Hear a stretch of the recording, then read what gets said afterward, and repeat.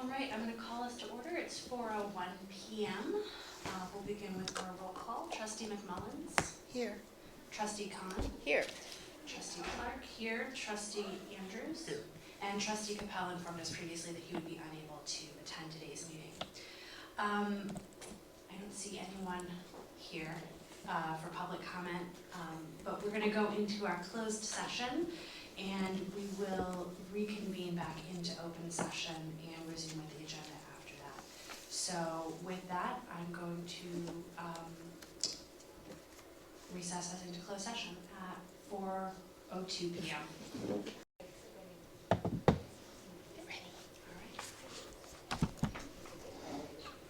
All right, I'm going to call us to order. We're going to recess back into open session. It is 5:32.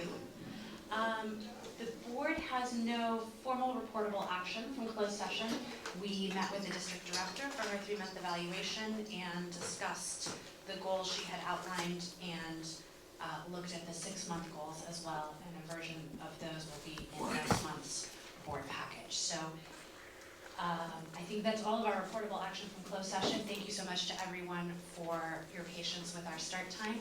And we will now come into item number 4. So I'm going to preemptively do a little agenda reordering. We are pleased to welcome Paul Novak from LAFCO today. And so I would like to, with the board's agreement, move his presentation up to item basically before the consent calendar so that he can head out before too long. So is there any objection to that? No. Okay, so hearing none, we'll move the item 7B2 up to right after item 4. Any other reordering or changes to the agenda anybody would like to make? Okay, then if I could have a motion to adopt the agenda, please. Okay. Oh, go ahead. We had a census presentation, but she wasn't able to stay. Okay. So she's gonna come back next month as Okay, well. all right, so Census. we'll table item 7B3 for March. As well as the audit As, report. yes, okay, so we don't have the auditor with us this evening, so we will also table 8A. And I believe we don't have a demographer proposal. Is that correct? I know that got left out there. That's in the committee reports. Oh, yeah, I think that didn't get deleted, so we'll go ahead and delete that. okay. Okay, so just to review that one more time, we're going to move item 7B2, the LAFCO presentation, to right after item 4. We're going to delete item 7D3, demographer proposal. We'll still have the committee report, and we're going to table the census report, or excuse me, the census presentation. That's 7B3, as well as 8A, the final draft of our annual audit for fiscal year 18-19. Okay. Any objections to any of that? All right, hearing that, I'd ask for a motion to adopt the agenda as so amended. I move that we adopt the agenda as moved. I'll second. Okay, moved and seconded. All those in favor, please signify by saying aye. Aye. Aye. Perfect. All right, so that brings us to item 4C, public comment on non-agenda items. I don't have any comment cards, but if anybody has a public comment on any item not appearing on the agenda, this is the time to do that. Okay, perfect. So then I would invite Paul Novak to join us and tell us a little bit about LAFCO. Thank you so much for being here.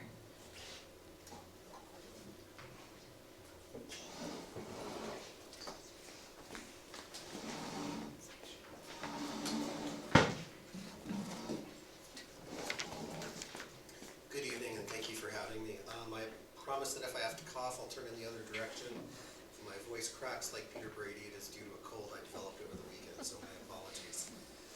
Thank you very much for having me here tonight. Again, my name is Paul Novak. I'm the Executive Officer of LA LAFCO. That's a position I've held since January of 2011.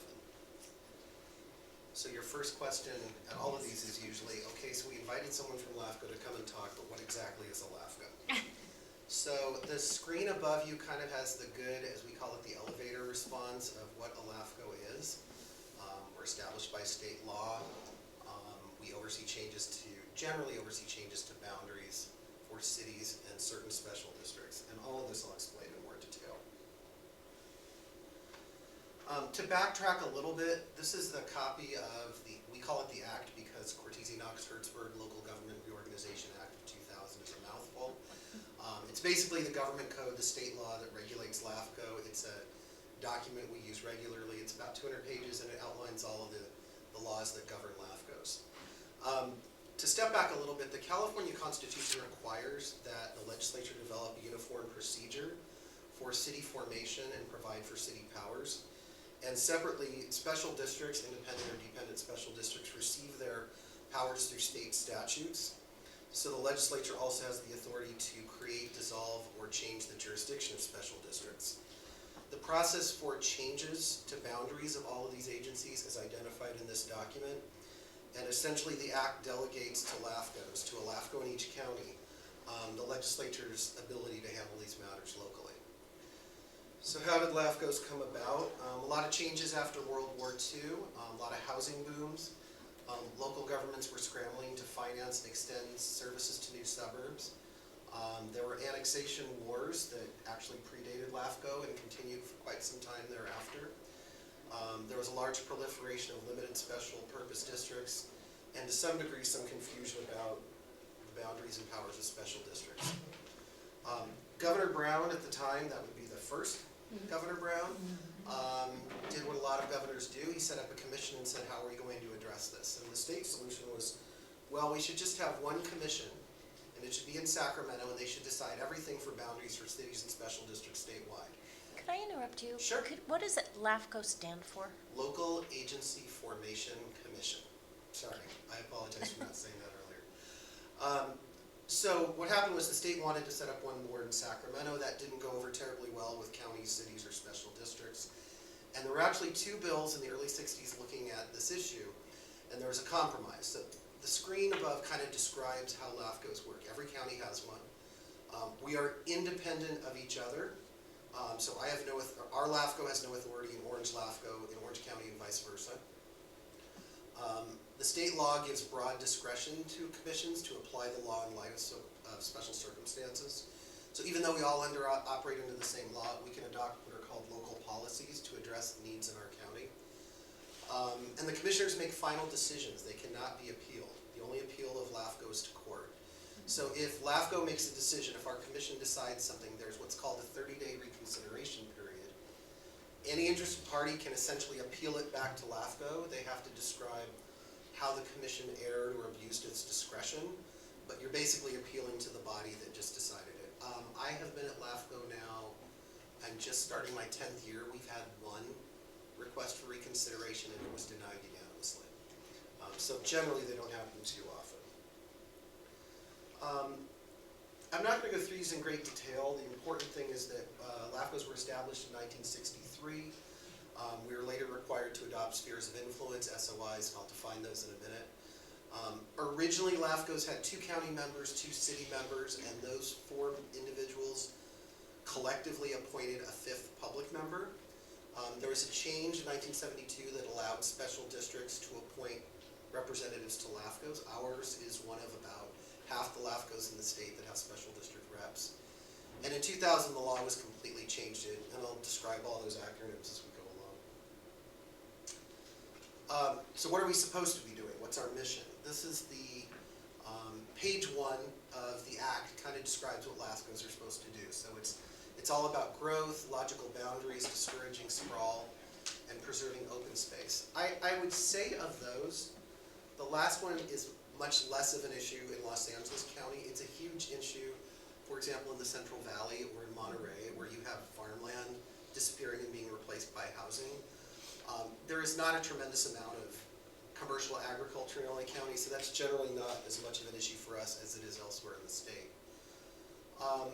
The state law also does allow for what are called special membership LAFCOs. We are one of about 6 in the state that have what are called special seats. So for example, if you look at the first part of that list, the 2 board members, the member of the city council, or excuse me, the 2 members of the board of supervisors, the 3rd bullet down, the 2 members of city councils from other 88 cities, the 2 representing the special districts, and the 1 member at the bottom representing the public. That 7 is found pretty common in other parts of the state.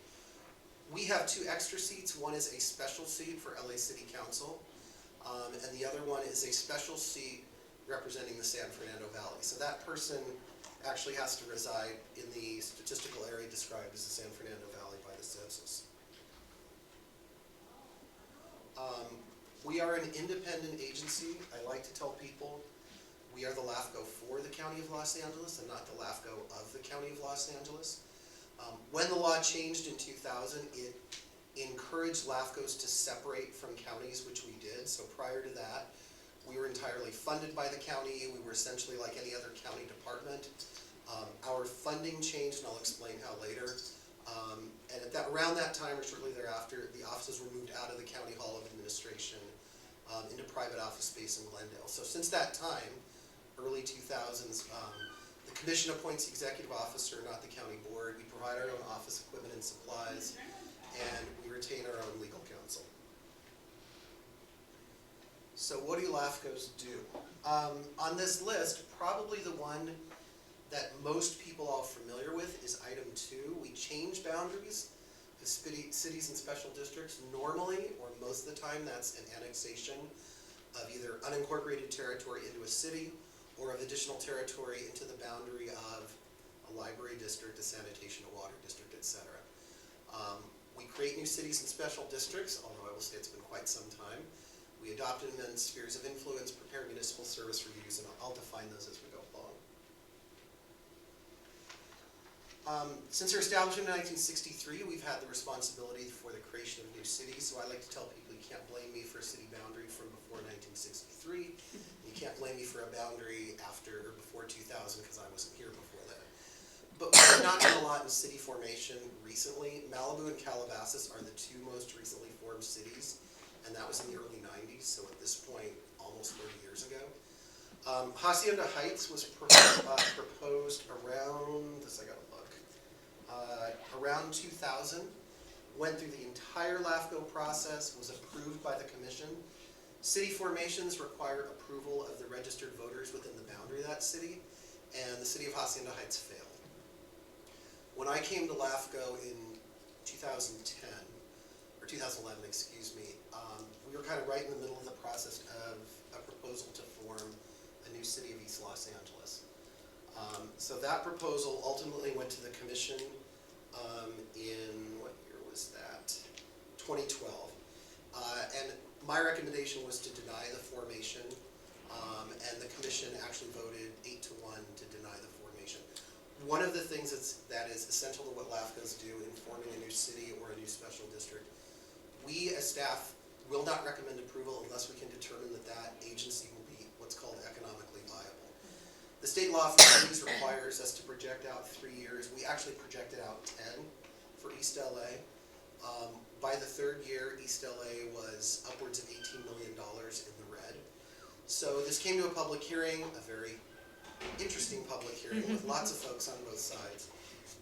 And the commission said, well, you as staff need to go back and figure out how to make it work. And I said, well, there's at least a $12 million deficit. And they said, we don't care, figure out how to make it work. So we went back, and within a level of reason, we could adjust some numbers. We found between $1 million and $1.5 million that, frankly, could pass the smell test. We looked at all other options. The only way we could get that gap addressed was with a 12% utility users tax. About a third of the cities in LA County do not have a utility users tax. The average for cities, or in county unincorporated, is 4.5%. Most cities at the time that had it were in kind of the 4 to 8% range. There were 4 cities statewide, and either 10 or 11. There was no city in the state of California with a 12% utility users tax. So that would have had to go on the ballot concurrently, so the residents would have had to vote and say, yes, we want to form a city, and yes, we're willing to adopt a utility users tax of 12%. And with that news, the commission voted to deny the proposal, so it never went to the voters. LAFCOs are also empowered to form new special districts. We can receive an application from another public agency or from a group of registered voters or landowners. There are some separate laws that come into that about the type of act, which make it into the governing body and certain powers that they do or don't have. Those are called the principal The most recently formed was for a new county sanitation district in 2006 to accommodate the Newhall Ranch development in unincorporated county near Santa Clarita. We recently received a proposal for a recreation and parks district. We received that in December to form a new recreation and parks district in the basin surrounding the lower LA River. That's got another year or 2 years of process before it will ultimately probably get before our commission. Second thing we do again is changing boundaries. I gave you the list because this lists all of the actions which a LAFCO can take. We do once in a while do detachments or sometimes concurrently detach from one agency and annex into another. Incorporate and disincorporate cities. Disincorporations almost never happen. In the last, I think, 75 years, there have been 2. One was Cabazon, which Riverside LAFCO dissolved in, I think, the 60s or 70s. And the other was the city of Hornitos in Northern California, which the state dissolved. So it doesn't happen very often. We can consolidate 2 or more cities or special districts. We can merge a special district into a city. We can also establish subsidiary districts. These are the agencies for which we regulate boundaries to the extent an agency would like to change their boundary. In all honesty, not all of these agencies exist in every county in the state. There are no county service areas or CSAs. There's no municipal utility district in LA County. In terms of the applications we get a handful, anywhere between maybe 4 and 8 from cities in any given year. We probably get 25 or so applications involving special districts. Most often would be sanitation districts and periodically water districts. I won't bore you with the gory details of the boundary change process, other than to let you know it is a very public process. We are required to do certain notices. We are required at a minimum upon receipt of the application to send it to the county and to any agency in that what's called the affected territory, the area that would be annexed or detached, to any agency which receives a share of the property tax. Beyond that, it's fairly typical of what you might see at a city council or board of supervisors with notice and a public hearing, etc. I'm going to skip that one. I'm going to get you a copy later because it's too hard to read on the slide. One of the things that is unique to LAFCO is a process called protest. So LAFCO has both a discretionary process and a ministerial process at the end. And what that means is the commission makes a decision, and the commission has the discretion to approve or deny. Let's say there's an annexation, propose the Altadena Library District, I recommend approval. 300 people come and say they don't want it, and regardless, the commission approves it. There's a protest period that must be at least 30 days. If the area is inhabited, which is any area with 10 or more registered voters, then there are essentially, people can protest in 2 ways. One is a registered voter, and 2 is a landowner. So if you are a landowner and there are 4 registered voters on your property, and you are the sole landowner and you are a registered voter, you could file a protest as both. That process is ministerial. It's basic math. If less than 25% of either the registered voters or landowners protest, the commission's approval is affirmed. If 25 to 49% protest, then it goes to what's called a confirmation election by the registered voters. And if 50% or more protest, our approval is terminated or invalidated. I have probably seen in 9 years, no more than 30 to 40 written protests. Some of those I would characterize as cranks, just somebody decided to send in a protest form. The most we got on any one place was an annexation into Calabasas that was somewhat controversial. But even the numbers were relatively small. There were something like 75 landowners, and I think the percentages were in the 8 to 10% range. So not to say that they don't happen, they do happen elsewhere. Yes, go ahead. I'm just trying to picture how this would work. So, for example, if Altadena Library District, for some reason, decided to expand, people who would protest probably would protest because they wouldn't want to be taxed for it? Is that probably why people protest? It can be any number of reasons. If it's a city annexation, it may have to do with how residents in an unincorporated area feel about that city. Santa Clarita is a city that has had, I think, 28 or 30 annexations since they became a city. They're very good about not doing outreach, they generally don't get protest if they know the sentiment is out there. We always encourage a district, a city, to take the temperature of the landowners or registered voters in advance. I do not want any agency to spend a year or longer in our process only to be protested out. In terms of special district annexations, we have not had a lot of opposition. Where I think that has occurred is sometimes in the formation of a new district. It may be for tax reasons, but in general, it kind of depends on whether or not there's any special tax that comes to that particular district. For the most part, though, like I said, we just have not experienced a lot of it here, other than on a few city annexations. Having said that, we did just receive an application for a water district in Santa Clarita to, it's a long story, but 2 water districts consolidated. The boundary of the new agency does not include about 500 customers of this new district. There are a handful of activists in that area who do not like either the old agency or the new agency and do not want to be annexed. It's a long story, but a condition of state legislation required them to file a proposal with LAFCO to annex it. That may be our first case where individuals protest out something. There's about 500 or 600 landowners. The challenge that the district is facing is within the boundaries of that district, there is an assessment on property taxes to fund the state water project. So the residents who are outside the boundaries are not paying it. The district has taken the position of, look, right now it is illegal for us to charge 2 people different rates for the same thing, and that gets into the complex issues of state water law. So either we're going to annex you in and you're going to pay that on your assessments, or we're going to charge you an equivalent fee so that those inside and those outside are paying the same fee. I don't know whether that's certainly not going to make anyone happy. And I think the individuals who don't like the agency may stir up protests, so we'll see what happens with that.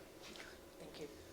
The next slide is a good example of, in the case where multiple things are kind of happening at once. The crosshatched area is, again, what's called the affected territory. That land was in Diamond Bar, but it had no physical access from the city of Diamond Bar. It only had physical access from Pomona. So the landowner came to us and said, the crosshatch is a little confusing. I don't have a pointer, but his actual property extended almost up to where it says Pomona and after those 2 words. So it was a split lot. Part of his property was in Pomona, part was in Diamond Bar. So this gentleman had gone to Pomona and said, I want to annex in. They were amenable to it. He'd gone to Diamond Bar and said, I want to detach. Diamond Bar agreed. He came to us and we said, well, we don't particularly have an issue with it. It makes sense for a whole bunch of reasons, particularly the road access issue. But Pomona is in the, what do you think about this? Pomona is in the San Gabriel Valley Vector Control District. Diamond Bar is in the Greater LA Vector Control District. We really need to detach you from one and annex you into the other, which we did at the same time.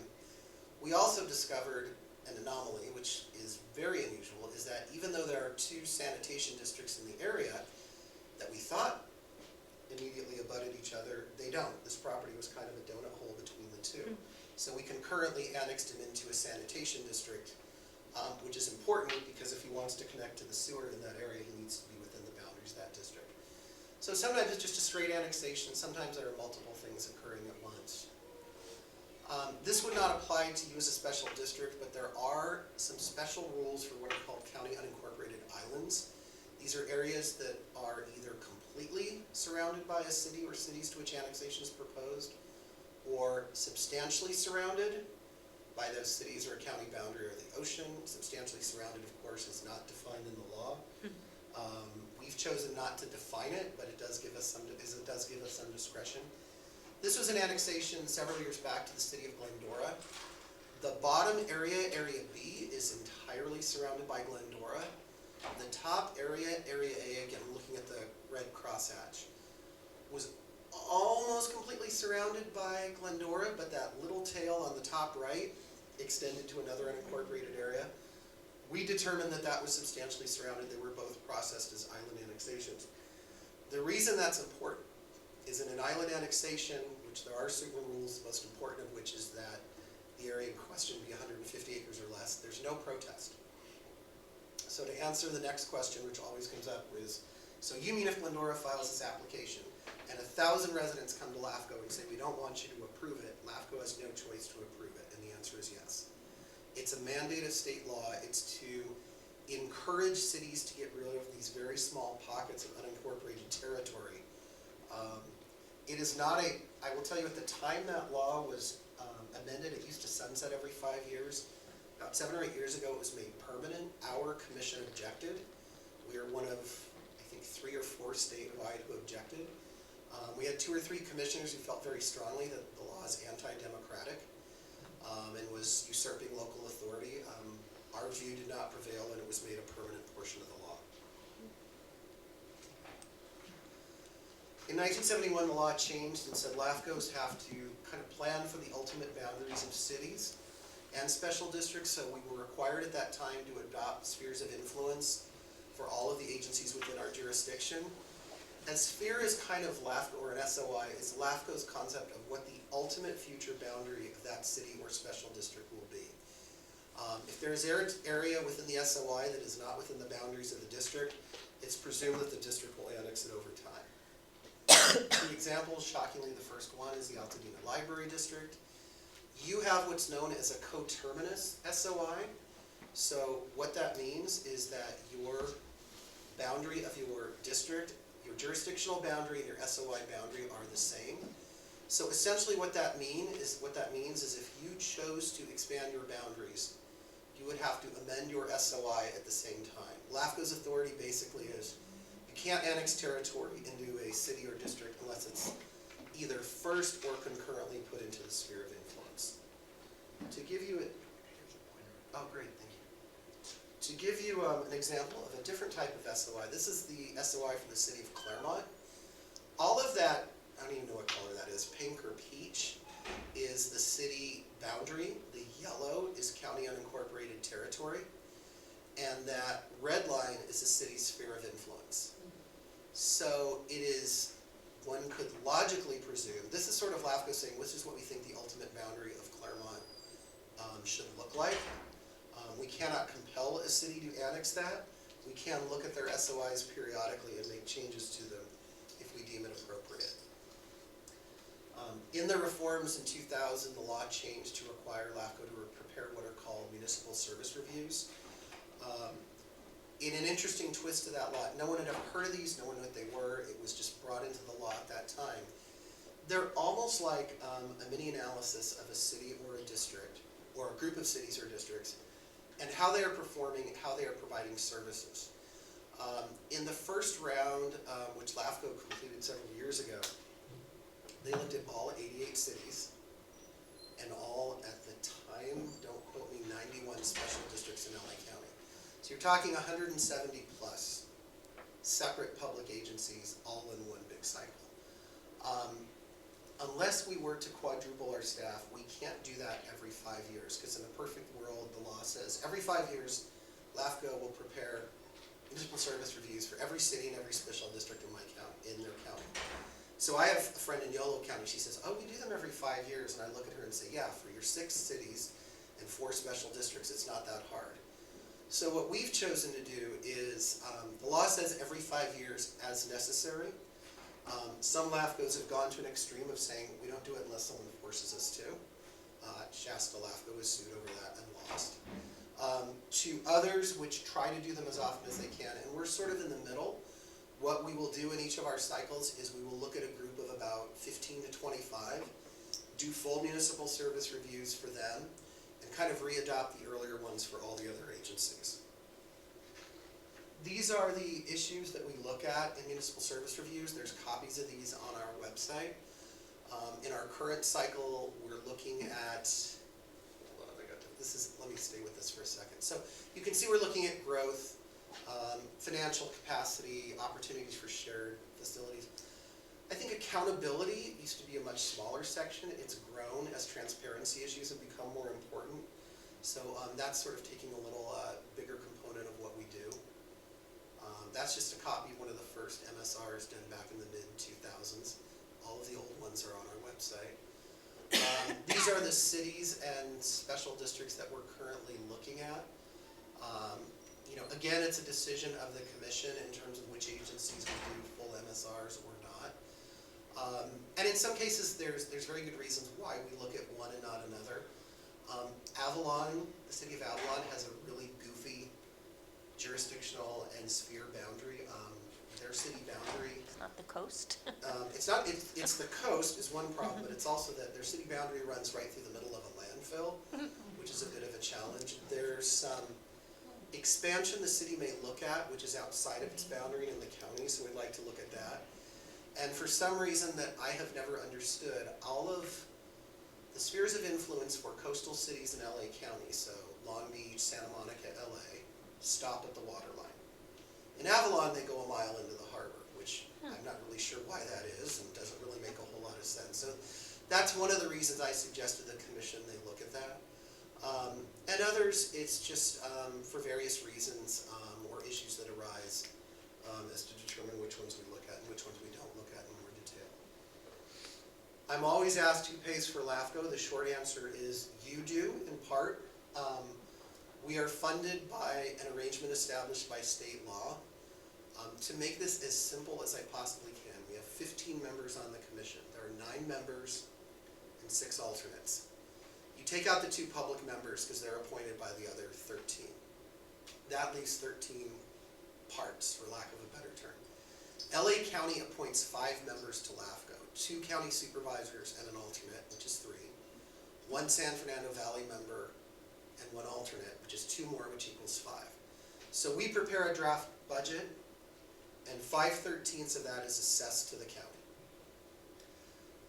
The city of LA, which appoints 2 members, they pay 2/13.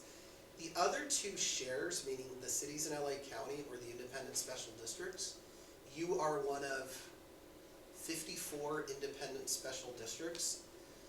Your share, so that 3/13, let me see if I have it right, 3/13 of LAFCO's budget, which goes to special districts, is allocated to all 54 of you by the size of your budget. You are fortunate to be on the lower end of that scale. Honestly, there's either 5 or 6 water districts that after you get past their budgets, it probably drops down to 70 or 80% to the next highest agency. So, you know, the unfortunate reality of this, we do get complaints. Someone will call me and say, I haven't dealt with the LAFCO in 10 years. Why do I pay an assessment? And the answer is because that's what's in the law. And LAFCO does a lot of general work that impacts all cities and all special districts.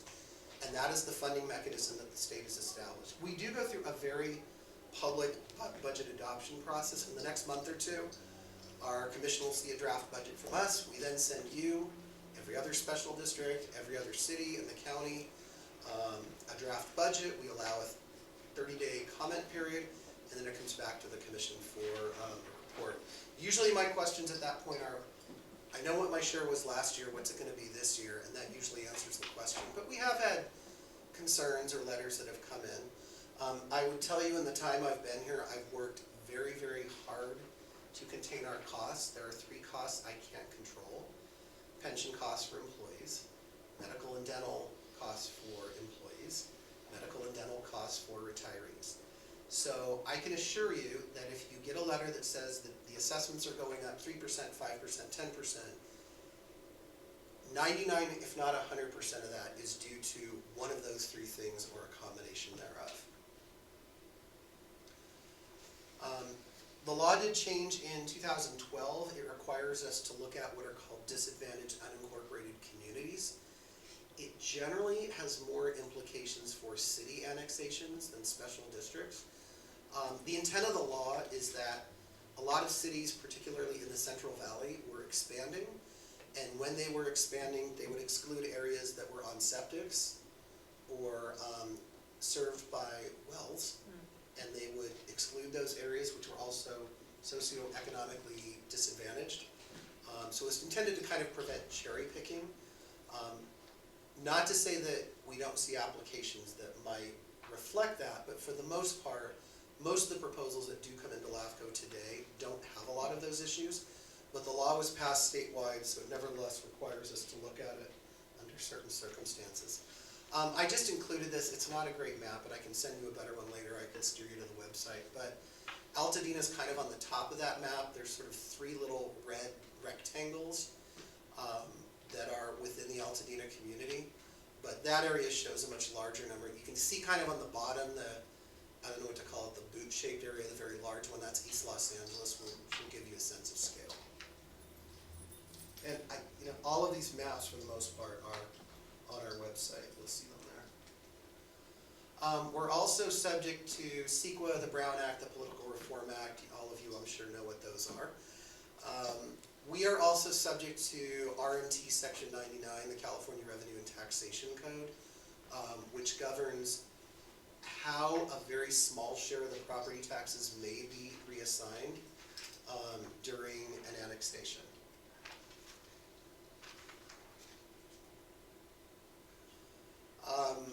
This is my favorite slide because I get to tell everybody LAFCO has no authority over school districts, thank goodness, because if we did, I'd have a different job. We do get calls periodically from people who say, hey, I want to move out of, I'd like to move this area out of the Pasadena Community College District into Glendale, for example. So we usually have a sense of who those other agencies are, but these are all of the districts that we, again, do not regulate their boundaries. Our website is pretty thorough. In fact, we're redoing it, and we're actually just by reasons of volume and space. We have right now 16 years of commission meeting records. I think we're going to cut that down to 10. But for the most part, anytime somebody wants to see, what happened 4 years ago at a hearing, you can go in there and you will find, the agenda, the staff report, the maps, the resolutions, etc. A lot of our agendas tend to include the proposals and all of the backup. Every month there's a register of our checks, so essentially we pay almost all of our bills by check. Even credit card payments ultimately get covered that way. There's a list of all our pending applications or proposals, the minutes of our previous meetings, and then just random policies. Audits come up once a year, budgets come up once a year, and all of the information at the bottom is available to the public. The maps of our old MSRs, a sign-up feature for people who are really boring and want to get an email once a month that tells them, what's on LAFCO's agendas, because it's so incredibly fascinating. So that is my contact information. I put on the table in the front, by the door, I put some of my business cards there. There's also a brochure from CalLAFCO, which is our state trade association, that includes kind of a generic one that applies statewide to LAFCOs. And with that, I appreciate your patience. I know this is a little long, and I'm happy to answer any questions you may have about LAFCO. Well, I know I have a ton of questions, but I'll open it up to the board first, so I have a few. go for it, Betsy. Number one, what is your annual budget? Our annual budget last year was about 1.4 million. And do you have any idea, or maybe Nicole would know, what's our cut? I don't, but I can get it to you tomorrow by email. I'll send it to your staff. I'm just curious. And then my only other question is, part of our district includes unincorporated areas that have a Pasadena mailing address, but are unincorporated LA County. Do you have any idea what the history of that is? Why did there end up to be patches of unincorporated LA right in the middle of the city of Pasadena? And you said you guys try to predict the future of what a city will do? It's a huge challenge, and if you look at it, and I'll give you a great example. A really screwy boundary is the city of Compton. Well, Compton is 120 years old. It was created in the late 1900s, roughly 120 years old. A lot of these jurisdictions were created when there was almost nothing there.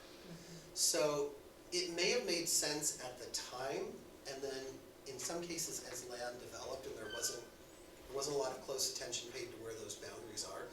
We have sections of Compton that are literally street after street after street, where the front half is in the city of Compton and the back half is in county unincorporated. Now the challenge that LAFCO faces, because I love it when I make this presentation to cities. Well, how come you haven't fixed our boundary over on the east end of the city? And I look at them and say, how come you haven't filed an application? One of the things that is really important to understand about LAFCO is our authority with special districts is much greater, and our authority with cities is very, very limited.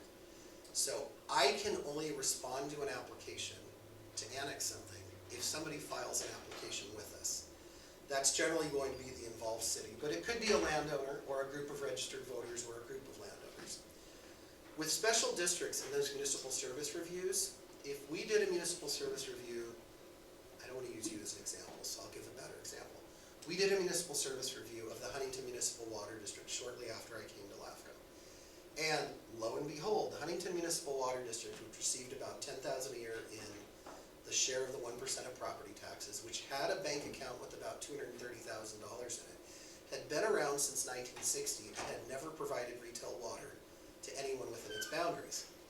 The area is an unincorporated East Pasadena. It's near Chapman, it's including Chapman Woods and some other unincorporated areas. And in the 1930s, it was developed, and the original developer, when he was done with this project, he went to the city of Pasadena and said, I will give you the entire water system if you provide service here indefinitely. And Pasadena agreed and paid him $1 million in the 30s for the privilege. So what happened in the 60s is some residents got wind, and look, this is pre-LAFCO, that some water agency was going to annex them. And they didn't want to be in some other water agency. So they formed this municipal water district, and since the 60s, since 1960 when it was formed, they continue to get a share of the property taxes. So I came in and said, let me see if I have this straight. They meet once a year. They have no office. They have no true budget. They've complied with all the laws. They do an audit. They respond to LAFCO. But why is this agency here? Turns out I looked at one of our previous MSRs, which said the agency shouldn't be here any longer. So we did a new municipal service review. We recommended the agency be dissolved. We met with the board members of that agency who were not opposed to the dissolution. We're very concerned about what happened to the money they had in the bank. So we worked very closely with them. The commission ultimately initiated the dissolution of that district, dissolved the district, had the district turn that $220,000 over to the county. I happened to, fortunately, before I worked for LAFCO, I was the planning deputy to Supervisor Mike Antonovich. So I knew that community very well, and I still had good relations with that office. They worked out a special arrangement in the county budget to basically say that that money would go into a fund that could only be spent for the benefit of that area at the discretion of the supervisor of the 5th District. Because the concern the residents had was, this money has essentially come out of our property taxes for 50 years. And it's going to go to the county, and they're going to spend it on King Drew or a beach dredging project or God knows what in a $32 billion budget of the county. So we have an awesome authority. It is very seldom used. In the time I've been here, we've dissolved 2 water districts. And the other one, Sativa, was providing brown water to residents of unincorporated, the community escapes my name. It's near Compton, but Willowbrook. So it's very rarely used, but it is an awesome authority that the commission has. We can only respond on city annexations. I would love to fix the City of Industries boundary. It's a complete mess. Our authority, though, even as it relates to special districts, we can initiate a dissolution, we can initiate a consolidation, we can try to dissolve you, we can try to consolidate you. We can't force you to annex or detach. So there's reasons in the law why all of those things exist, but some of those boundaries are there. We can change a sphere to try to encourage or discourage something, but we can't force an annexation or detachment. Can you just speculate on what the chances would ever be that those little pockets of unincorporated LA County that are in Pasadena, so to speak, will ever get added to Pasadena? Because then we'd lose them. You know, for any annexation to a city, it really requires 2 or 3 things.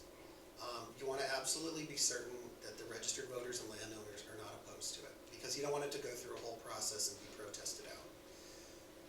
If the city is not filing that application, you want to be darn sure the city wants to annex that territory. And lastly, you want to be sure that the county is not opposed. I didn't say supportive, I said not opposed. Because in the middle of all of this is something called property tax transfer. So there's a share of the property tax, 1%, that gets divided in what are called tax rate areas amongst all of the taxing agencies in that area. your share may be 1/1000th of a penny. I mean, it may be a very small amount.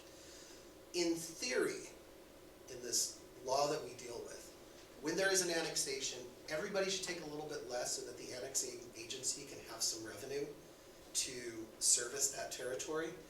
In practice, that doesn't always work, but we are nevertheless required to do what's called a property tax transfer. Certain involved agencies have to adopt that. Their board has to adopt that. If the county does not want the annexation to go through, it simply sits on the tax transfer resolution. And I will tell you that this county sat on an annexation's tax transfer agreement for proposed annexation of the city of Long Beach for over 7 years. And Long Beach ultimately withdrew it. Now, if you choose to do that, which you can, I don't think it's happened in the time I've been with LAFCO. The county can act on behalf of the special districts. So let's say you and a vector control district and 5 other special districts are required to adopt this resolution, and you simply say our board is not going to adopt it. The county board of supervisors can act on your behalf. That has happened, in my knowledge, twice. And in both cases, it wasn't because an agency was refusing to adopt it, it was because an agency had other challenges going on and simply wasn't agendizing it. And so the county board said, we're just going to take the bull by the horns and do it.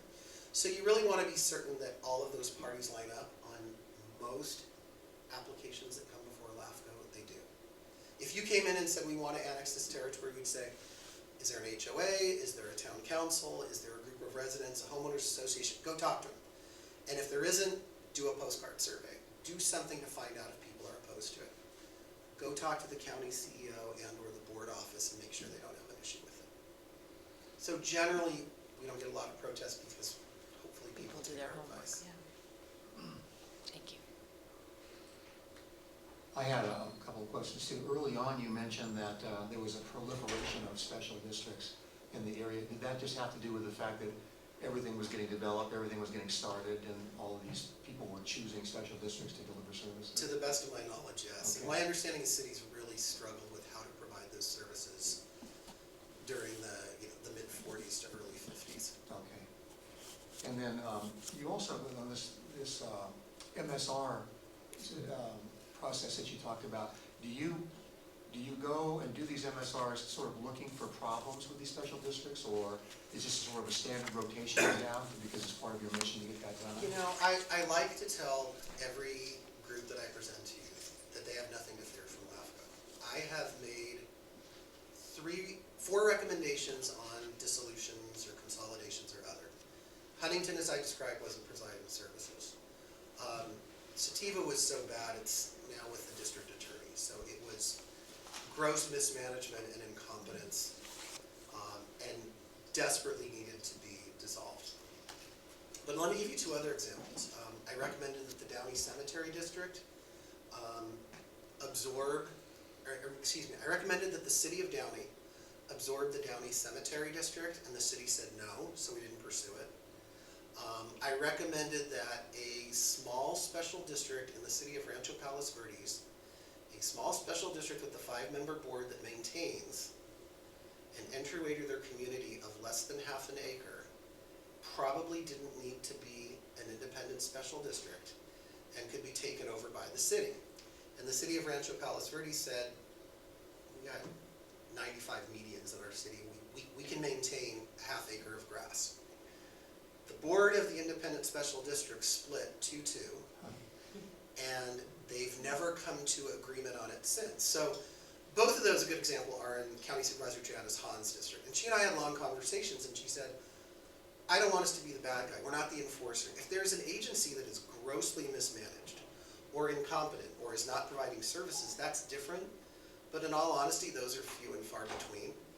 I have one that we are looking at right now that has not provided services for quite some time, so we're sort of struggling with that. But we don't look for problems. I probably shouldn't say this publicly, but some of our MSRs are not the most interesting of documents. We did a couple very good ones, Gardena and the Palmdale Water District. Well-run agencies in my mind, very transparent, very forthcoming with sharing information with us. I did an MSR in the city of Cudahy. No one at the city would return my phone call It's not as good a document because I can't get information out of the city. Now, there's nothing I'm gonna report on Cudahy that had not been covered in the state audit 2 years before that led to certain council members no longer being on the council, or frankly, no longer outside of the prison system.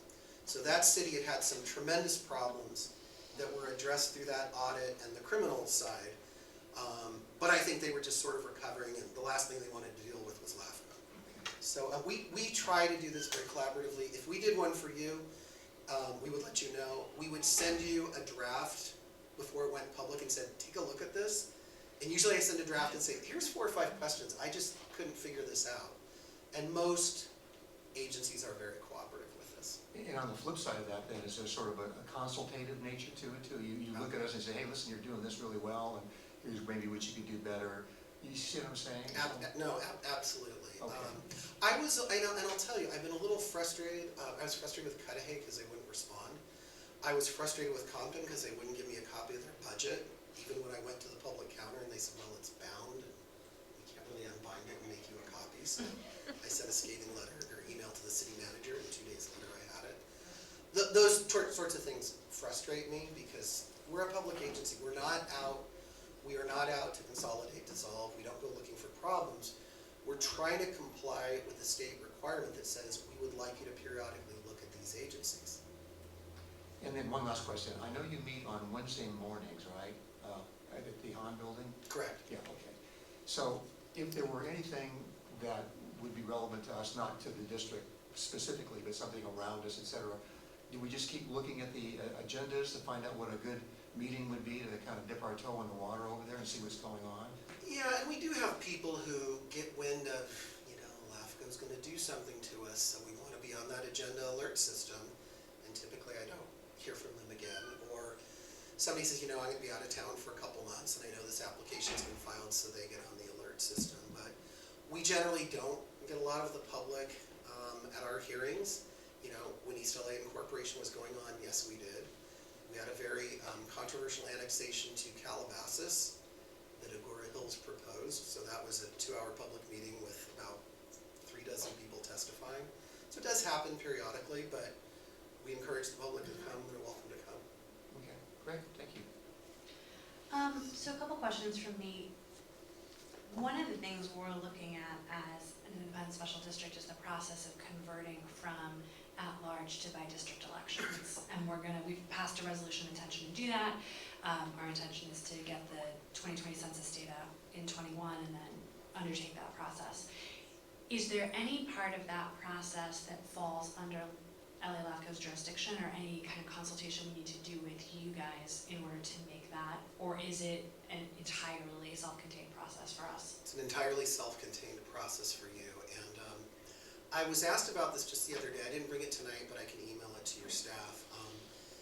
California Special Districts Association, CSDA, did a really outstanding white paper on that. And I would say the thrust of what they were saying is how to avoid a California Voting Rights Act lawsuit. Yeah. If you go to. Yeah. So I will certainly get that over to you. No, But we're not. Yeah, we we're not have it, and involved. that was actually why we decided to proactively do it. It was one of the contributing factors that sort of moved us in that direction. I will tell you that in addition to, you were created under the Library Act, I don't know offhand. Ed code.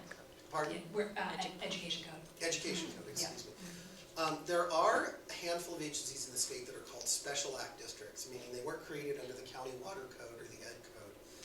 The Castaic Lake Water Agency in Santa Clarita was one of them. They had a 9-member board that was just crazy. 6 were elected, 3 were appointed.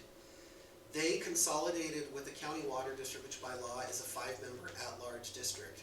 And they wanted to take those 14 people and eventually get it down to 9. 3 districts with 3 seats in each district. That required special legislation, and the biggest section of that special legislation was all the stuff about how they were going to become those districts and the legal descriptions associated with it.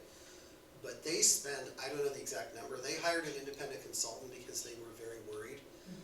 The cities face litigation, the school districts out there have been sued. They were very, very cautious to make sure that what they created would withstand any legal challenge. Yeah, that's So, interesting. My other question is about these disadvantaged unincorporated communities. So as you noted, there are 3 little areas within our boundaries. How are those, what are the determinations that go into declaring something a disadvantaged unincorporated community? I would love to tell you the data is perfect, it's not. Yeah. The census doesn't look at income anymore, which has really hampered us. The state said all LAFCOs have to map them, so we all kind of looked around each other and said, okay, what are the data sources out there? Well, there's something called the American Communities Survey, ACS, which the Census Bureau does every few years. I've looked at some of that data and said, what did they pull, like 2 people in the census tract? Because it just doesn't make any sense to me. It's the best data set that's out there. There's some California Department of Finance numbers, which are not as good. There's Esri, which is a private company, which will not disclose to you how they get their information. So most LAFCOs use the ACS data. When there's a new ACS released by the census, we simply map it. If the median income is 80% or lower than the statewide average, it's a duck, and we do it by census tracts. It doesn't directly impact you unless we were looking at to amend your sphere of influence, and then the whole concept is, is there an effort here to cherry pick? Right. Is there an effort here to take a nice part and not take this area? It has much more of an impact on city annexations, because basically, that's as if it's a city annexation of 10 acres or more, and there's an adjacent duck, that city has to file a proposal to annex the duck as well.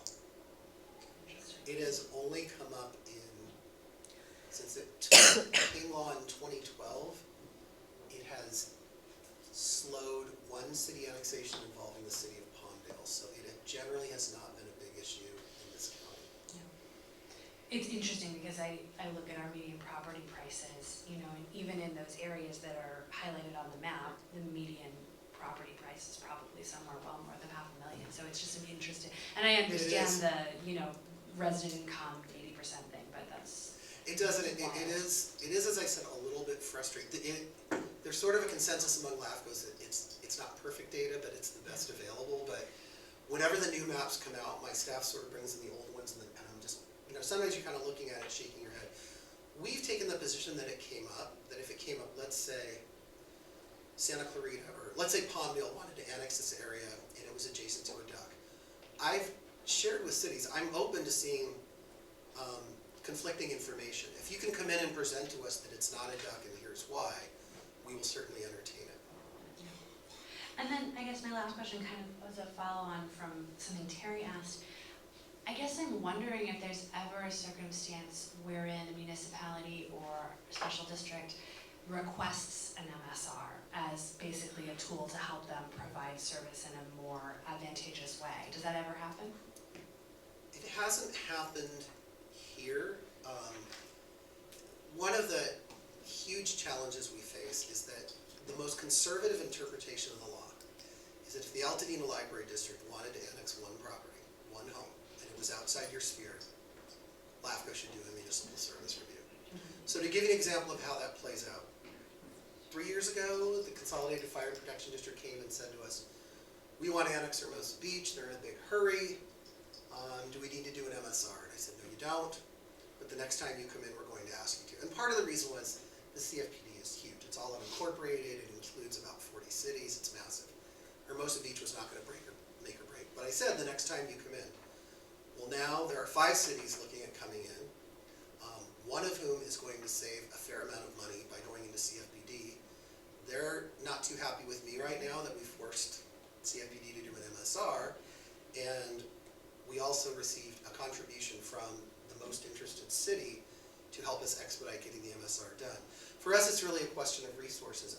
San Juan Capistrano did come in recently. There's a water district there that wanted to stop. It was a water and sewer district. They wanted to divest themselves of the water portion. San Juan Capistrano and the water agencies collectively, I think, worked with LAFCO and said, we would like to see an MSR done. They provided some funding. When Santa Clarita wanted to annex 7 different areas, we said, you got to do an MSR. Well, when are you going to do one? Well, in our next cycle. Well, how do we get one done quicker? Pay for it. Right. So we did go back and ask them to. And it's really just a question of resource allocation for us. I did want to note, by the way, because I'm somewhat sensitive to the question of budgets, we LA, San Diego, Orange, and probably 2 or 3 of their LAFCOs have substantially larger budgets. In some counties, LAFCO is a part-time planner from the regional planning department. What I would note is, and I haven't done last year's, but every couple of years I will look at the filings with the State Board of Equalization. When we're all done, the very last thing is something goes to BOE. The last 2 times I looked at it, between 25 and 30% of all filings statewide were from our LAFCO. So while we do have a larger budget and much more resources than a very small LAFCO, we're also doing much more annexation activity than other LAFCOs. Got it. Okay. Any other questions? All right, well, Paul, thank you so much for coming to talk about this. Happy We to really do that. appreciate it. All right, thank you. Yeah, nice job, Paul, thanks a lot. Okay. So let's move on. I am very cognizant of the fact that we have support group reports that have been waiting super patiently. So I wonder if we might just go ahead and do those? Can we? Yes. Yeah, okay, Yes, Bridget. please. Yeah, no, I know. Unfortunately, tonight, it just happens to be a night that I had just a conflict, so I want to leave early. And I don't really have a report, other than we do want to give a check to the library for $10,300 to help with the cost of the census work that you'll be doing and that kind of thing. Give it to Nikki. As I did make it out to Nikki, but Personally, Nikki Winslow, yeah. thank you. That's wonderful. We're happy Yay, to finally thank be giving you. to Love them. that. Thank you all. Tough act to follow, Claire. I know. Yeah. Beat me. Man, Yeah, but see, she did it the last that's true. That's very true. We'll just alternate. Wouldn't that be great if we could? So mine will be slightly longer, I apologize. So, as you all know, we had our big book sale, or one of our 3 big book sales last weekend. Fantastic, huge 2-day book sale. The forecast showed rain, so we went with our contingency plan of having half of it indoors in the main area of the library where we have the second Saturday events. And it was from 10 a.m. to 5 p.m. Saturday and 11 a.m. to 4 p.m. Sunday. And we sold non-fiction indoors and fiction, children's books, CDs, DVDs, and so on outdoors. So we had an excellent turnout from the public, perhaps because in the end it didn't actually rain until after the book sale ended on the Saturday. But it was still good because we'd have had to cover all the tables and panicked all night, so it was good to have it indoors. We took well over $6,000. We're still waiting for the final count, but that was really good. Over the 2 days of the sale, and we had nearly 90 new or renewed Friends memberships. Right. Most of them on the first morning. Heck yeah. That was, another important goal, obviously, of any sale is finding new homes for books that were unwanted by their previous owner. We estimate that we sold over 2/3 of the items we put out, which is truly amazing. That's great. And yeah, it was awesome. And most of the leftover books were picked up this morning by Rebook It, which is a free community service provided by the last bookstore that tries to find all those books new homes if possible. So we would like to thank many people for making this possible. Nikki for generously allowing us to hold part of the sale inside the library, which was, you know, I don't know if that's been done before to that extent at least. So that was awesome. Jonathan for all his help with planning how this would work whilst minimizing the disruption to library functions and making it possible on the days. And Uni for, as always, organizing a large number of really wonderful volunteers over the whole sale period. And Chloe, I have to give the special mention for making that big poster at the front with multiple pages that she sort of stuck all together, which saved us funds, so that was really awesome. We'd also like to thank the library staff for being so supportive, Helen Milner for working at short notice on a Sunday, I believe, and the library patrons for making allowances for the hopefully small amount of disruption to their activities on Saturday. And obviously we'd like to hear if there were any issues. We didn't hear of any at the time, and we did ask. So. And of course, last but not least, I want to hugely thank the literally dozens of friends and library volunteers, including Bridget and Terry, and many others who laboured to help set up, take down, or work the sale. And as a reminder, our next big sale is a 3-day sale on May 15th to 17th. So that's our biggest update. We also have a very exciting, I think, update about our annual meeting in June. We are excited to confirm we have 2 great speakers confirmed for the meeting. best-selling author of The Ballad of Huck and Miguel, Tim DeRoche, and retired California State Senator Gloria Romero. So they're going to be talking about Tim's new book, which is called A Fine Line, which will be published on May 17th, and it looks at the laws and the policies that dictate which kids are allowed to go to which schools. And so the book finds surprising parallels between current education policies and the redlining practices of the New Deal era, and is obviously very topical for our region today. So as this is a topic very close to Gloria Romero's heart, she wrote the afterword for the book, and Tim reached out to her, and she'll be joining him to give a short talk, present a short video, and then take questions from the audience. So we're very excited about those speakers. We expect to draw a large audience, and we hope to promote this throughout May with the help of the library, of course. So finally, we're always working to grow our board and also our pool of regular volunteers. And we elected a new board member, Tom Rufner, at our February board meeting, and hope to add another new board member at the next meeting, which is in 1 week from today. With deep regret, I have unfortunately had to inform the Friends Board that I will not be standing for president again at the June meeting.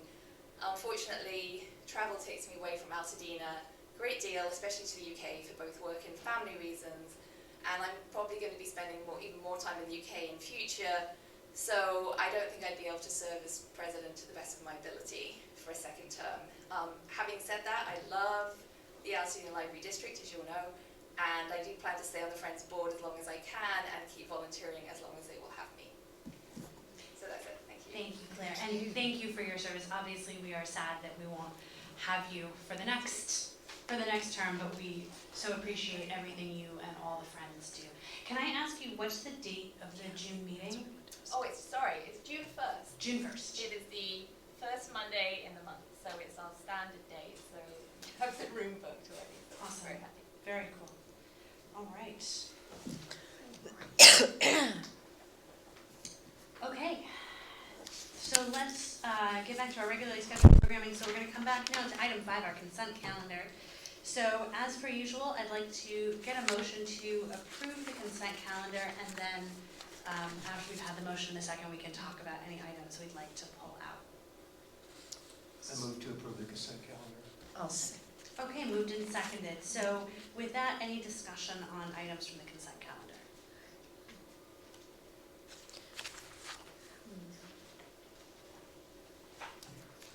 I have a couple things that I'll just go ahead and jump in on. So the first one is a question for you, Jonathan, actually, on the DPC process. How's it going? I know that sort of it's happening in the month of February, so I was just wondering how we're looking. I'm lucky that you're here. I should have left. Yeah, that would have been wise. So, we do a weekly Winslow, and I've been updating all the staff, so let me let you know what's going on.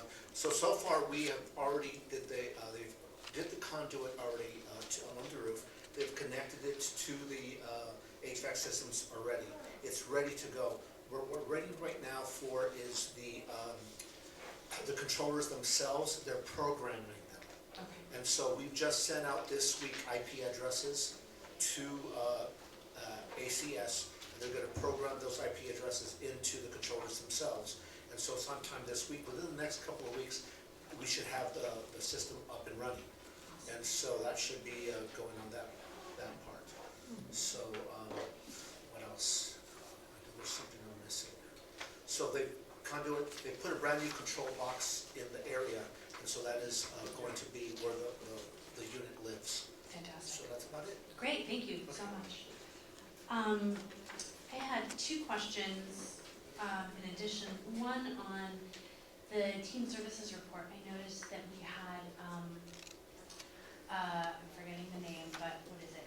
Pride Book Club, which is awesome, and I'm really thrilled to see that happening. And I was just wondering if Isabel or anybody else has spoken to the folks at Planned Parenthood, because they have a really active youth and teen peer mentoring program that's super well developed and has really good LGBTQ representation already. And I just wonder if there's some overlap with local schools, with folks who are in that group, and I have some contacts there if that's helpful, but. Yeah, not that I'm aware of. I know Chloe and Isabel have been getting out to schools, but not necessarily them, so I'll definitely pass that on and Please probably do, ask you. yeah, because they have, like I said, they have their, I forget what they call it, but it's basically like high school mentors that are sort of working within high schools already, so they probably have some Yeah, really helpful that'd be a really good resources. connection. Yeah. They are going to the fair. They are. Chloe is involved in Target.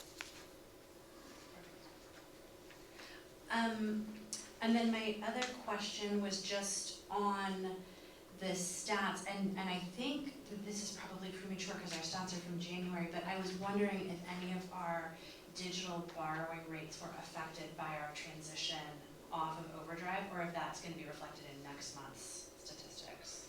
Yeah, it'd be way too soon to Okay. tell, and, Yeah. and they probably will be, Okay. because we had to throttle back on Right. overdrive, so people could only put on hold one and have one checked out. So February's probably So gonna we'll be see low. that February. Okay, Mhm. because they looked really consistent to me, Yep. and so I wanted to Yeah. verify that assumption. Okay, that's everything from me. I have a couple of questions, our comments. One, I was so happy to see in the children's report about Amanda getting selected for the CLA Leaders Cohort. I think that's huge and such a great confirmation or affirmation of all the extra work that she's done over the past while filling in. And I wanted to just ask, because I haven't heard myself, and it might be good for all of us to hear just a little bit more about Mei-Ling's background, kind of where she came from and what other systems she's worked in, and Okay. maybe just a little thumbnail about her. So to toot Amanda's horn, only 15 people were selected statewide, Wow. by the way. So that was a That's huge fantastic. accomplishment. She actually applied for, there was another cohort they put together, I think last summer, and I know Robert Kratzu, he helped plan CLA, and she wasn't quite at the level, you know, because she hasn't gotten to library school yet, that they were looking at new manager type, but he pulled me aside and said, we're gonna be doing another one, and she like stood out. Wow. So he was really excited to bring her on board Oh, with that. That's outstanding. But she's amazing, so I'm not surprised. Well, give her Okay, our so- congratulations. Yeah, please. Yeah, I That's will. great. Yeah. Well, and honestly, lots of kudos to her for being our acting Exactly. manager For for sure. 6 months. I mean, we recently gave her evaluation, and yeah, she's great. So Mei-Ling comes from Colorado originally. Her husband's job moves them around a little bit, so she's worked in libraries in Colorado as well as in, I think it was Virginia Beach before they ended up in California. Her husband, who I've met, and her 2 daughters moved to Altadena about 6 months ago. When she got to California, she got hired by LA County and was working in the City of Commerce? Alhambra. What's that it? Nice. Or Arcadia? It was one of the A's. No, it's LA County, and I think Alhambra's its own system. Alhambra's its own Alhambra's system. Its own system. Maybe it's Tennessee. I can't remember. I think it might be Arcadia. But anyway, it was interesting because when she applied and we hired her here, her manager that hired her for LA County kind of called and yelled at me for stealing her. It's a good sign. Good. And really, like professionally, her background, she's really focused on early education. And I believe I think it was her job in Virginia Beach, she trained all of the children's librarians on the early literacy concepts. So it was a really good pairing to what I think we needed here in terms of like, especially with growing Pasadena and the focus on 0 to 5. So she's working closely with the staff to train them on how to offer really good programs. Because 2 of our part-time staff are pretty new to the department, so she's working really closely with them. So very strong background in children's services. Great, well, congratulations. I know that was a competitive process with other systems looking for children's people at the Yes, same time. always are, yeah. I'm just really glad she moved here and applied here. I think I only had 2 other questions. One, in the adult report, I wondered what the Fab Lab re-envisioning looks like, or what that's about in terms of what needed to change and what it's gonna look like now. Well, the question really arose because the 3D printers that we have are kind of reaching end of life.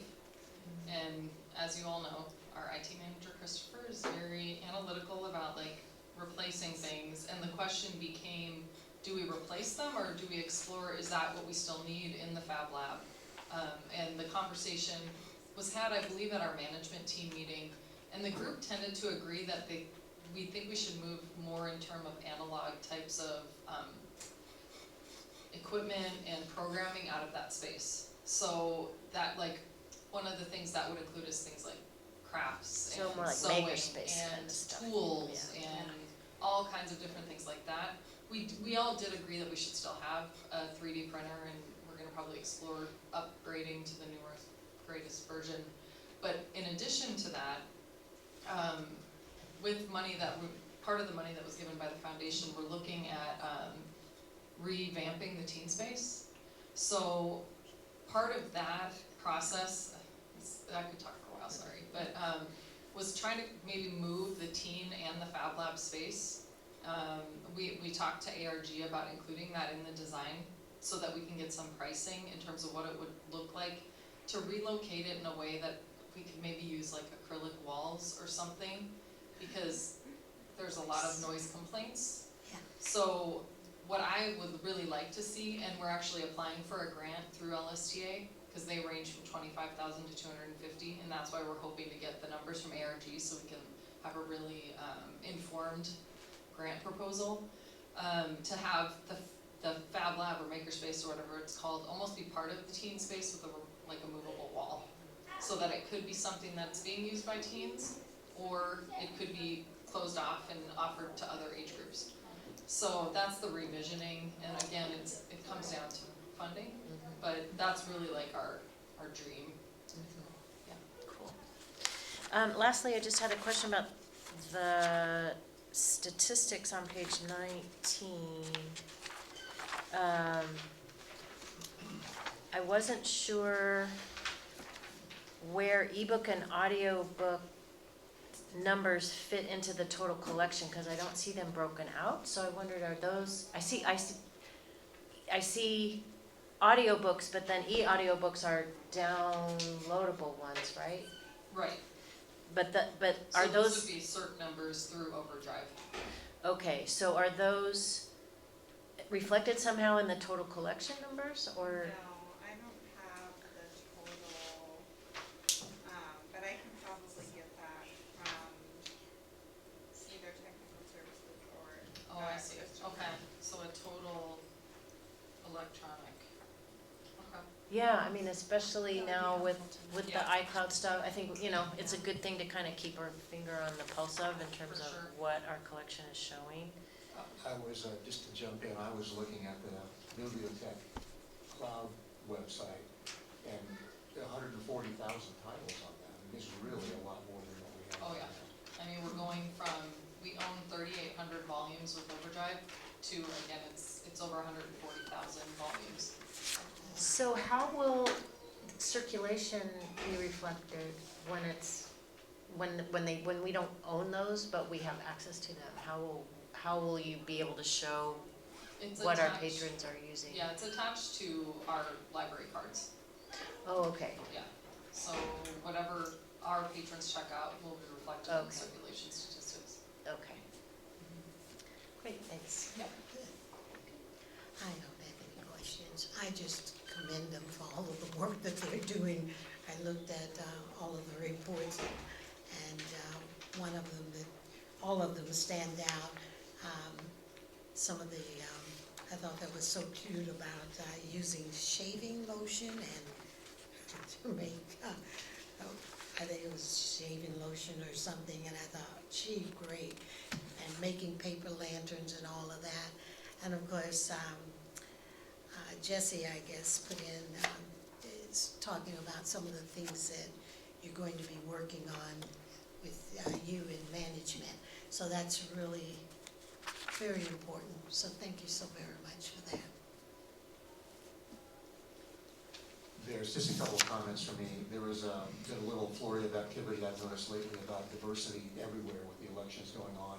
And there was an article also about diversity on materials in libraries. And one of the things that kind of jumped out at me was in Isabel's report, and it was a program focusing on young adult novels by LGBTQ authors, and only one person showed up for that.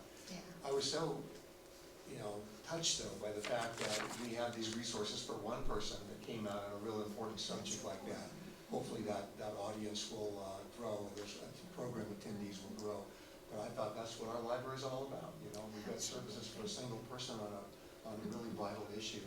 And then the second comment is I signed up, as I just mentioned, to the cloud library. It looks great. I mean, it's easy to use, and there's all these books there. So we go live with all the volumes in about 3 days, right? Yep. Okay, that's great. Good work on that. Yeah, and I'd like to commend the staff. They had to, we did have all the transfer titles, but Christopher had to organize all the shelves, and they had to get in there in order. So at least our shelves look robust, so they did that really quickly too, which was nice. Okay, anything else on items from the consent calendar? Please. Just one last thing, from just jumping off of Terry's comment, I'm just realizing that at my school, which is a middle school, for the first time ever, we have a there's historically, typically, a club is usually often at a high school level called GSA, which used to stand for Gay Straight Alliance. In my school, we have a GSA that they've renamed the Gender and Sexuality Alliance. But I just would point out that over the 10 years I've been at a middle school level, it's a new thing for kids to be coming out in middle school, which is unbelievably brave, if you can imagine. But it's just making me wonder whether Elliott might have a club. I would be surprised either way. I think it's a pretty new idea to be happening at a middle school level, but if there is, or the librarian there might have a finger on the pulse of what's going on. There may be a teacher who's a advisor or whatever. So Yeah, I'll pass that along. I know high schools have them. So. yes. And just because representation is really important, I mean, I am always happy to help in any way I can. I'm openly bisexual. If there's anything that I can do as a grown-up LGBT person, I'm always down to help, because I think a lot of times there's a problem of people feeling like, well, nobody looks like me, nobody's around, I don't know anybody. And I think that that's something that we solve by showing up. So I'm thrilled to see it happening, and I was really excited to read that news report. Anything else on the consent calendar? That's it for me. Yes, good, okay. So moved and seconded to adopt. If I could have all those in favor, please signify by saying aye. Aye. Perfect. All right, so then we will move on to item 7B, which is the district director's report. So Nikki, I'll hand it over to you. Alright, I know we have a lot to cover, so I'll try to be a little brief. I did want to, I highlighted in my report our classification and compensation study that we're going through, but I did want to go on record as commending the staff for the work that they did on those. They had 2 weeks to fill them out. It was about a 11-page form to fill out, which they had to specifically list all their duties, all their tasks, as well as knowledge and abilities. And the staff, I don't think any of them did them as a group, which was interesting, and also shows you that each person does different things for us, and just did a very thorough job. So I was really impressed, and the managers did a great job reviewing and getting those to me. So I think we couldn't ask for a better way to approach this study than the work that the staff did. So I wanted to let you guys know That's great. what a great job they did on that. So right now, COF has all of those. I emailed them. The deadline they gave me was the 14th. I sent them on the 13th. So I'm sure they're reviewing, analyzing, and then the next step will be to set up interviews with staff to go over the PDQ and any questions they have about their positions. So I believe the plan was for those to start happening sometime in March. So we'll see. I also wanted to say what a great weekend it was for our libraries. As Claire mentioned, we had a really successful book sale in spite of the chance of rain. She came to me a couple weeks ago and said, what if it rains? And it's a good thing we did, because at least we had a plan in place, and I think it really worked out well. In addition to that, on Sunday, we had the Census Job Fair. We actually had someone from Census to do a presentation tonight, but she couldn't stay. She was at Bob Lucas yesterday for that, and they had 24 people show up. I guess right when they opened the doors at noon, they had like 10, right from off the bat. And Chloe said that they have yet to have that many people show up, even at like 4 to 6 hour events that they've had. So it was very successful and awesome, and you know, maybe something we could duplicate. I'll talk to her about that. Just as a reminder, we're going to be having informational sessions offered by the census staff here at Maine on the 29th, I believe, and then one at Bob Lucas on March 4th. So hopefully members of the public that have questions will come and we can dispel any rumors or fears or anything like that. We also had amazing turnouts this weekend. First on Saturday night for the Black History Month trivia. Everyone had a good time and prizes were won, so that was really great. As well as yesterday with the Hidden Histories event, which I'm sure Katie's going to talk about. I also wanted to give kudos to Jonathan, who left. Honestly, like, he has been coming in on days off to make sure that everything is always set up and things are running smoothly. I'm constantly having to ask him to take time off because he doesn't have to work all the time. But he just makes sure everything goes off without a hitch, and I wanted to formally recognize him. As we already mentioned, Cloud Library is live. If you haven't downloaded the app, I would encourage you to. As Terry said, it's very easy to use, and pretty much anything you can think of to search for, you're probably going to find. And I also wanted to point out that I will be speaking at Acona next month on March 24th about all the things that we're doing at the library. So we got on their agenda. I couldn't get on there last month, so that'll be good. And tomorrow I'm off to the Public Library Association conference. I will be visiting with a couple of vendors that Christopher wants me to do some research, including vending machines for materials and other things. And so I will be back next week. And finally, I just wanted to say happy birthday to Betsy, whose birthday is on. How'd you know that? Wednesday. Betsy, happy birthday. Thank you. Oh, I feel so special. Thank you. All right. Could I ask one quick question? Please. So what was it like to have, I'm sorry, I didn't make it by here for the book sale, but did that work? Were people getting annoyed, or was everybody one big happy family, or how'd it go? Jonathan went around and asked people, like he asked a whole smattering of different patrons who were using the computers, which were moved into the teen area, and then the teens who were in there, and then he asked various people, and I don't think he heard any No complaints. Everyone was Awesome. really cool with it. That's nice. That's great. Which Yeah. was a big relief. That's wonderful. Yeah, I only heard really good things about it, so. Good, okay. I'm always amazed at the amount that you receive for all of those books. It is absolutely incredible. Thank you so much. Well, it's great. We really appreciate the support of everyone and the library, and we're just glad we're having 3 sales a year, because I don't think we could.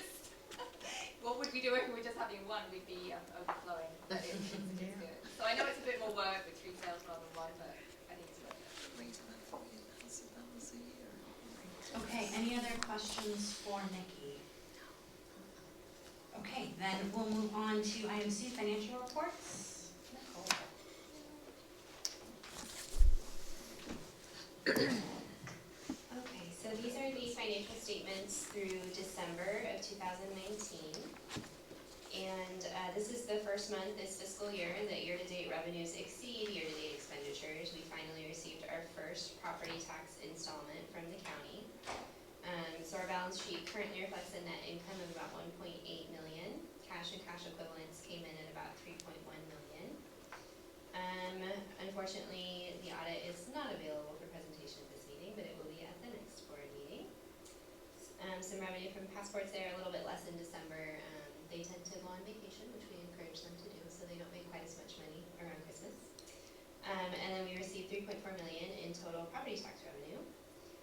In December, the district did receive an additional donation from the Friends to fund the Chamber Music Series, so we thank them for that. And then any income from the foundation is still residual from Taste of Dina and will be reimbursed to the foundation. Expenditure highlights: in December, we did pay our first installment to ARG for services rendered through November. That was a $12,000 expense. And then we also spent $3,500 with Sutherland Consulting Group to renegotiate our E-rate service for next fiscal year, which I believe went really well, and we got another really good rate, thanks to Christopher. So these actuals are what you'll see in the mid-year budget document, which we will look at soon. Are there any questions about any of the financial statements?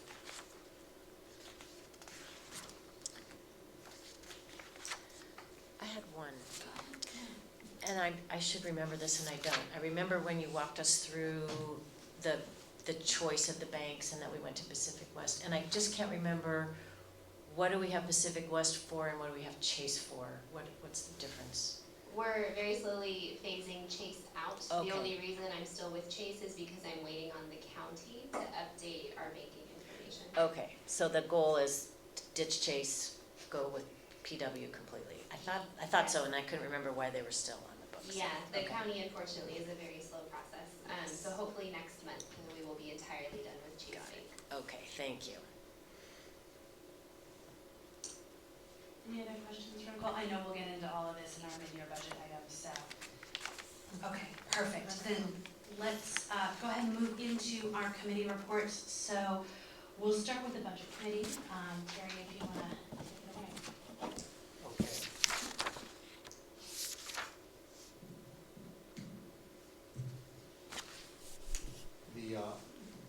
Jill, can you hear me okay? Yeah, the budget committee report I wrote, and it's in the packet. Get to that page, sorry.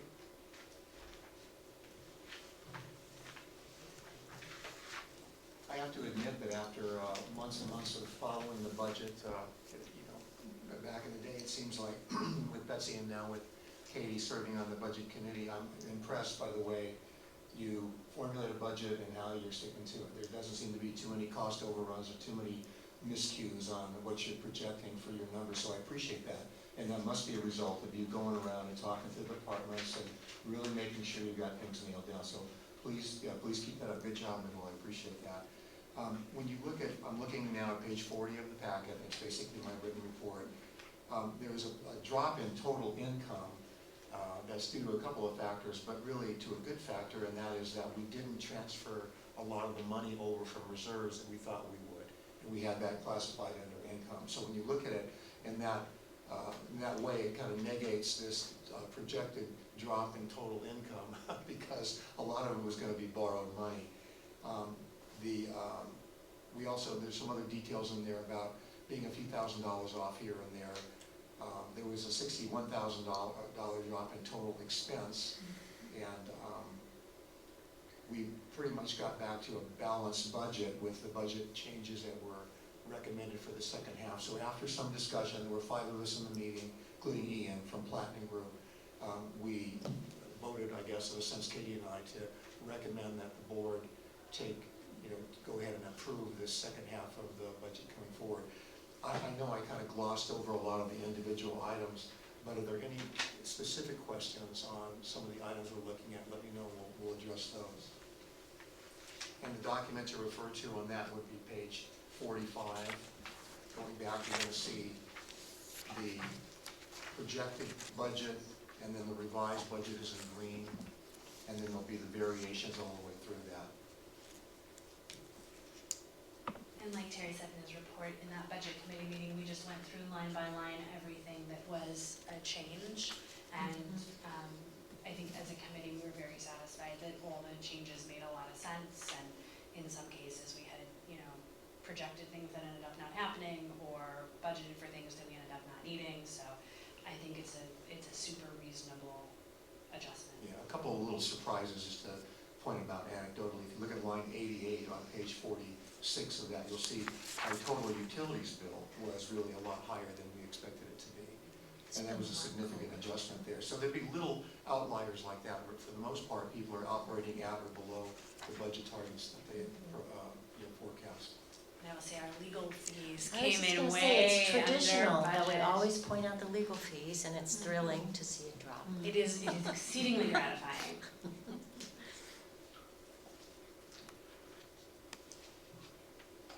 So I don't know if at this point, Katie, we just have a motion to approve this, or? Well, so we're discussion? gonna come to that in new business. We'll actually approve the mid-year budget. Okay. So I would say, we'll hold off on that, but the other half of the budget committee meeting that I think would be helpful to do with the full board now is, Terry did some forecasting and looked ahead a little bit at some of the numbers, that will be coming at us as we look at future capital projects and parcel tax renewal and all that, just as a way of getting it on our radar. So he presented that to us at the budget committee, and we all agreed that it would be really helpful to have it outlined for the full board. So I'd love for you to walk us through that. Yeah, I will do that. I decreased the number of pages in the one that I showed to the budget committee. There's a couple of charts though that are really relevant, and this is really kind of segues into the facilities committee a little bit too. We still don't know what the cost will be to do the repairs that we'd like to do and the upgrades. We're waiting, I think the 26th is the day that Liz told us that they should have the cost estimator giving us an idea of what's going to happen there. We've all had speculation that it'd be several $1 million at least worth of repairs and upgrades that we need to do, especially on ADA.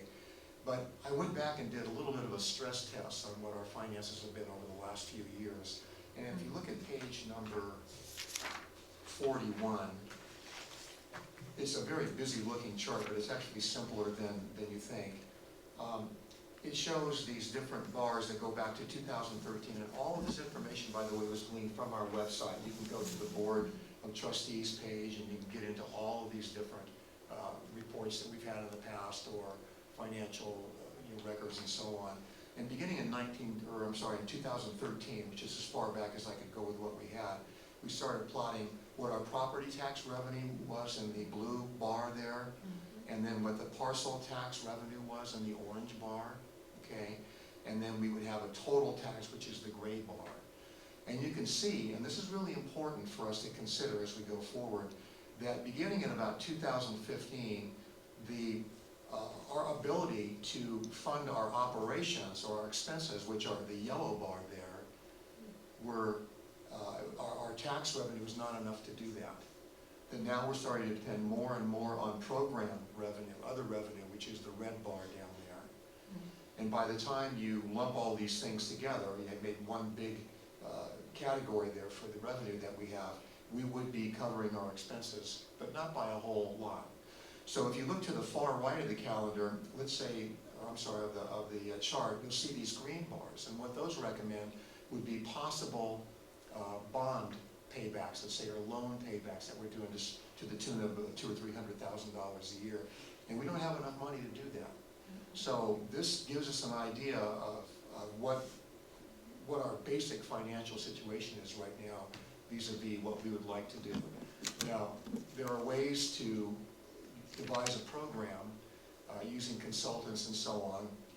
The La Cañada School District has just done this, by the way, through a pretty prestigious consulting group, that allow you to get the money and so on, but there can't be any hiccups in your tax revenue, right? So we're all banking on the fact that we can keep our parcel tax alive beginning in 2025 and keep the money coming, but that's not a for sure thing. So you look at these and you have to be really careful as the stewards of the library right now that we don't get in over our heads when it comes to committing toward this. Now, the next thing to look at is the next page, and that's going to be another chart. It's more of a line graph, and this is what's called our net position at the end of every year. And basically, the net position is the difference at the end of the year, of our fiscal year, between our assets and our liabilities, okay? So right now, it's showing that we have more assets than liabilities, or more revenue than debt, I guess is a good way to put it. And this in a way, and correct me if I'm wrong here, Nicole, is a way of looking at what our reserve account is. This is the money that we have, or the assets that we have extra beyond what we're spending. And we always talk about that reserve account as maybe a possible source for funding projects and so on. And you can see that the net effect is that it's going down. So, and there's a quote in one of the financial audit reports that said over time, increases in the district's net position are an indicator of whether its financial position is improving or deteriorating, respectively. And we're on a deterioration kind of run right now. Now, a lot of this is correctable just by, with good, prudent financial planning and by sticking to our budgets and so on. But there's a lot for us to consider, and this is a good way to kind of start early, to take a look at what our financial resources are and how they might be applied toward future building projects. So any questions about that? Thank you. I looked at this when I got my packet and I did not know how to make sense of it, so Yeah, well, your it is a busy explanation. chart, I must admit. And when you talk about the other revenue that's listed there, in one of these reports, it says something about there was a drop in, what is it, filming? Is that right? And, Right, there was, we something projected else. higher than we thought for Yeah. revenue. There was something else. I guess the original income, we projected a little more than it was supposed to be, is that right? Right, if you look at the red bar on that, the bar chart, that red bar indicates what we make as a library. That's one of our Right. revenue sources, and that would be passport income, the filming, it would be grants, which is a real important one. Right. And part of the trend that you see in the line chart that I showed you before, that shows the net position, is that we had a big uptick in our net position in one year, I think it was 2017, because we had gotten that The HUD grant. $425,000 grant. Right. So that whole thing kind of tilted the direction of that arrow up a little bit. But it was a little bit of a false, point, because we can't do that every year. I mean, we'd love to, but it's impractical to think that we could do that amount every year in grant money. Absolutely, absolutely. Well, I think if I may, one of the reasons that I particularly wanted to walk through some of these ideas as a group is that, as we move into the facilities process and capital expenditures, I think it's really easy to say things like, well, we should just float a bond and we'll just get a bond and pay for it, and thinking about what that looks like, what expenses that entails, how that interacts with our parcel tax campaign, how that interacts with the fundraising, community development process. Like, there are a lot of moving pieces, and so having this on our radar now, I think is gonna be really smart, because we have some big expenses coming at us, and we have a lot of different revenue sources, but thinking strategically about that, I think, is gonna be really critical. And the same way that we committed to spending some money on all the different projects that we had this last year, the strategic planning and, the planning for the upgrades, all these things that we spent some money on, I think that we need to start looking at, I'll send this out to Nikki, it doesn't really cost us anything, at what some of the consultants might say in terms of our financial package and what we should think about. I don't think, for my purposes anyway, I know all of the ways that we can raise money effectively without endangering the future of the library, but I'm sure that with some consulting help, we could figure out a pathway for this. And if you want, Nikki, I've got the name of that firm that is helping the locking out of school district right now. Thank you so much, Terry, and thank you for preparing all of these. I think it's really helpful. I know Jason's not here to do the facilities committee report, but I think you kind of covered it. Is there Yeah. anything else we need to know about facilities? Only we're waiting with bated breath to find out what the cost of all this is going to be. It was only several $100,000, and this was all a useless exercise because we devised a way to cover that on our own probably. But we anticipate it to be at least a few $1 million. If it's several $100,000, then I have some property under a bridge that might be available for sale. Okay, perfect. So CBRA committee, there's no report. We are still waiting to hear back from our demographer. I have gotten nothing back from him, so I'm gonna keep poking him until something Can I just mention there that I did Oh, I'm contact. sorry, yes, would you talk I about the just, South well, Pass there's thing? pretty much the same kind of thing to report, which is nothing yet. Yeah. I did ask Ruben to sort of give me an idea of kind of what's on his radar out Yeah. there with other agencies, and he will and hasn't yet. I mean, I'm trying, I think we all know Ruben, he wanted to like jump in and do a big analysis. I said, no, we don't need an analysis, we Under just budget. need like, and kind of like what's on your radar. So I'm waiting to hear Yeah. back from him about that, but I thought it was interesting. I think you probably all saw the thing I sent around about what's happening in South Pass Yeah. with the school district, so. Thank you for sending that. It's out there, yeah. And I thought it was fascinating to hear the commentary, like as they're going through this forced process, they're like, this is terrible, we Yeah. didn't wanna do it. Yeah. It's like, yeah, it does indeed Yeah. seem terrible Mhm. to do it on the 90-day timetable, so. I thought it Well, was- it's interesting, because I think they are facing some of the same kind of issues that we will probably be facing, just in terms of, small geographic area. Will there be enough people in each one of these districts who would be interested to run? I mean, Yeah, yeah. it changes the dynamics when it's small. For sure, for sure. It will be interesting, and maybe one thing we can think about is that process will reach its completion before we begin ours, right? I didn't notice that. I think that's right, because they were sued, so they have to, or they're avoiding being sued. But basically, if that's the case, it would be interesting to watch them go through it and see if there are any lessons we can learn from their process, or mistakes, or, best practices or anything. Do you know who they're working with? Like I what don't, demographer they have? But I will find out. Would you find out? Because Sure. I wonder if it's the same guy. Probably. We kind of got the feeling that Everybody he's says the he's one the guy only in show in town, town, right? Yeah. but if it's somebody I'll ask. else, that'd be interesting to know. You should be a demographer. We should all be demographers. We'd have plenty of work. Yeah. Only every 10 years, but Yeah. yeah. Okay, perfect. Anything from the district director evaluation process committee, which is a very cumbersome name. Nothing more than what you said when we came back from our closed session. Okay. Well, and thank you to Betsy for doing so much work to make all of that process flow smoothly. Okay, so we are gonna move into item 8, new business, but before we do, it is 7:20 basically. Are we good? Does anybody need a minute? Or you wanna just power through the rest of this? Let's power through it. Let's power through. I like that, yeah, absolutely, let's do it. All right, so we're tabling item 8A until March. So now that brings us to 8B, the review and approval of the mid-year budget. So the recommended action is that we have a motion to review and approve the mid-year budget adjustment as it appears in your board package. So if I can have maybe a motion to do that in a second, then we can have any other discussion we need to have. I'll offer a motion that we approve the mid-year adjustments on the budget.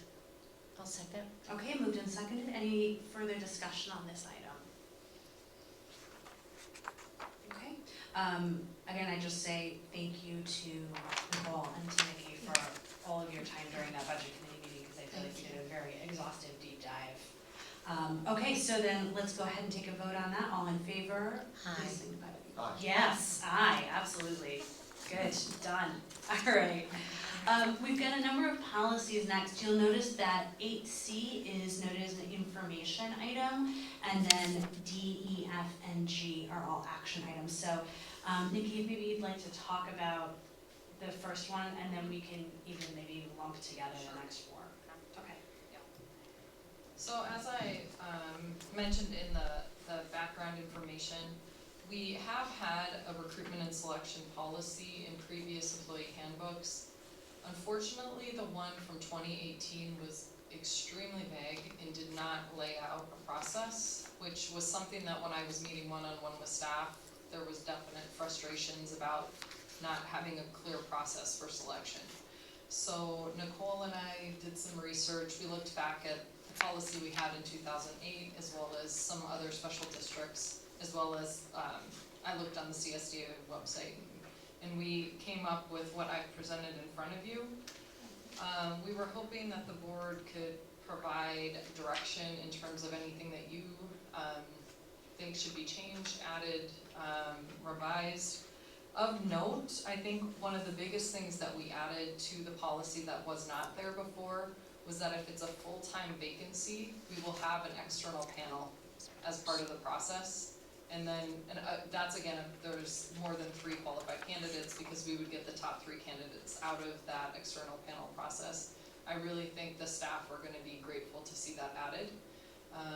Again, that's not doable necessarily with hourly or part-time positions, but any full-time position would require that.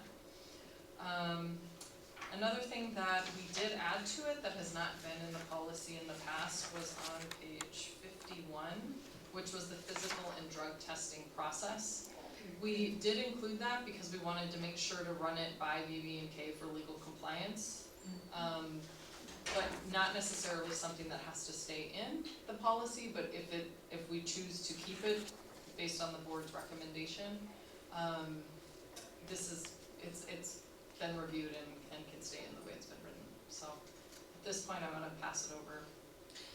Yeah, I guess, so I have a couple questions, but my first question is just to come right back to this inclusion of physicals and drug testing. So it says presently that the fiscal impact of this policy is none, but if we did implement that, Right. there would be a fiscal impact, right? Correct. And do you have any sense of what that would look like?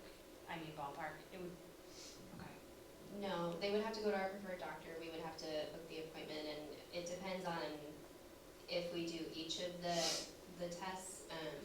Really, you're only allowed to do a drug screening as part of a physical exam, and only for potential candidates. It wouldn't apply to any existing staff or anything like that. Right, so it's not like we'd be drug testing employees on a regular basis or anything like that? No. Okay, so can you maybe outline for me the benefits of doing this, because it seems like it's expensive, but I'm wondering, apart from,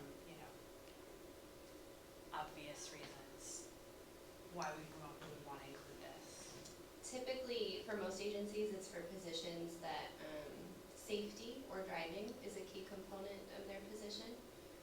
But otherwise, just the basic catch-all of wanting to hire the best of the best. Okay.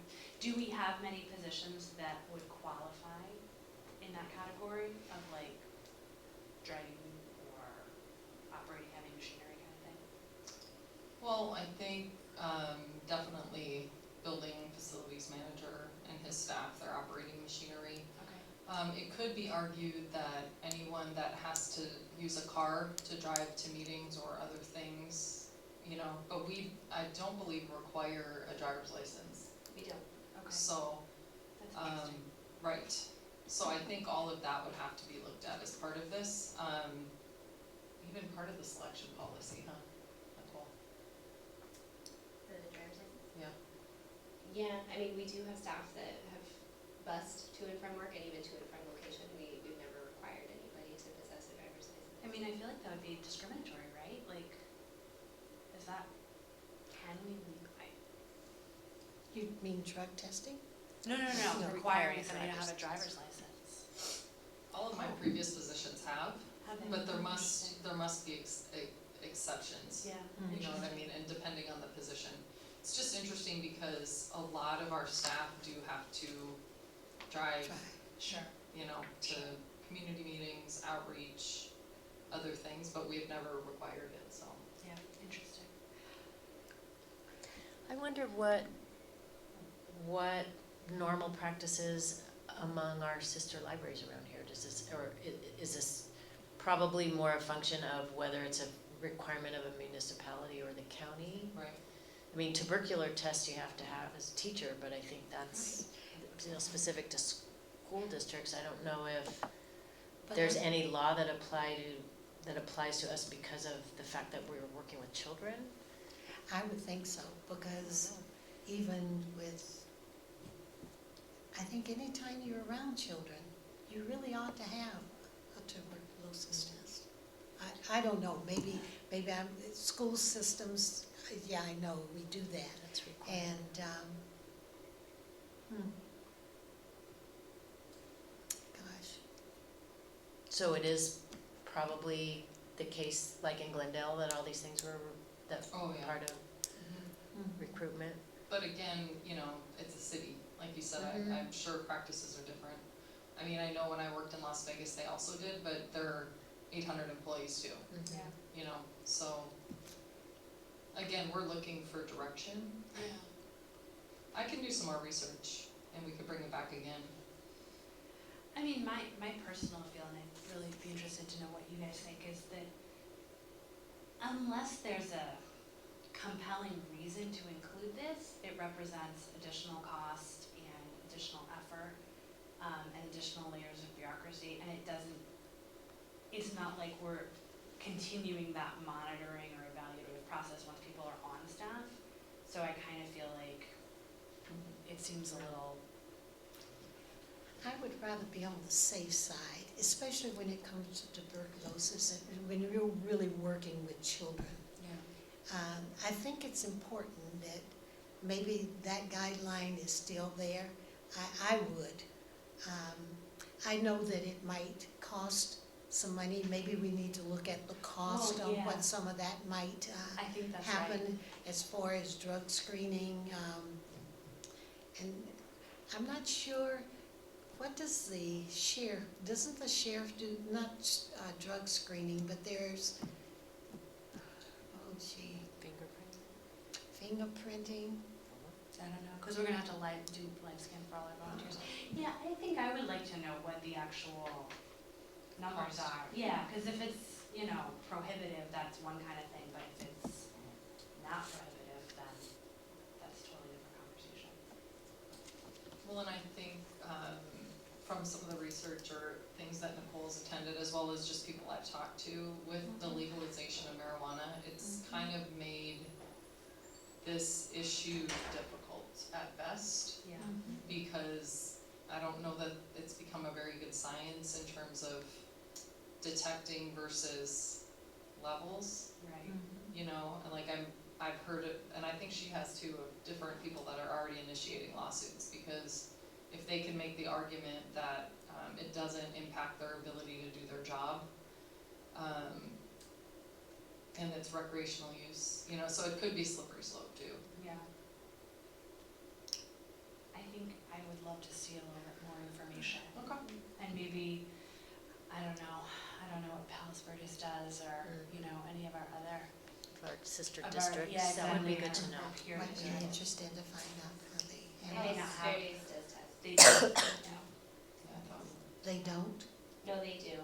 They They're a much larger agency though. Yeah. I had a question on a different part of the policy, which is about says something about testing in here somewhere. about vacancy posting. So, I guess my question is, it says all new and vacant positions will be posted on the Human Resources Finance Bulletin Board and externally advertised to attract outside qualified candidates. But should there be some language in here about some mechanism to ensure that the outside advertising is sufficient to, like, you know what I mean, to actually reach that pool? Or do you feel like that's covered? Because I guess I would be concerned about a situation where, like, you get this with universities all the time, where somebody is basically being promoted internally and they advertise it externally, but like nobody's really gonna see it. So is there some sort of guarantee that in future, you know, many years down the line, when all of us are doing other things like this, that there's a way to, it says externally advertised to attract outside qualified candidates. I just wonder if there should be like some kind of language about like industry standard, or, you know what I mean? Something about a normal, regular process. We could definitely Does that add make that. sense? Okay. Yeah, no, definitely. I have a whole list of places that I post, so we could find language to illustrate that. Yeah, just so that it's something that says like whatever the best practice in the industry is, or whatever regular, reasonable industry standard practices is followed.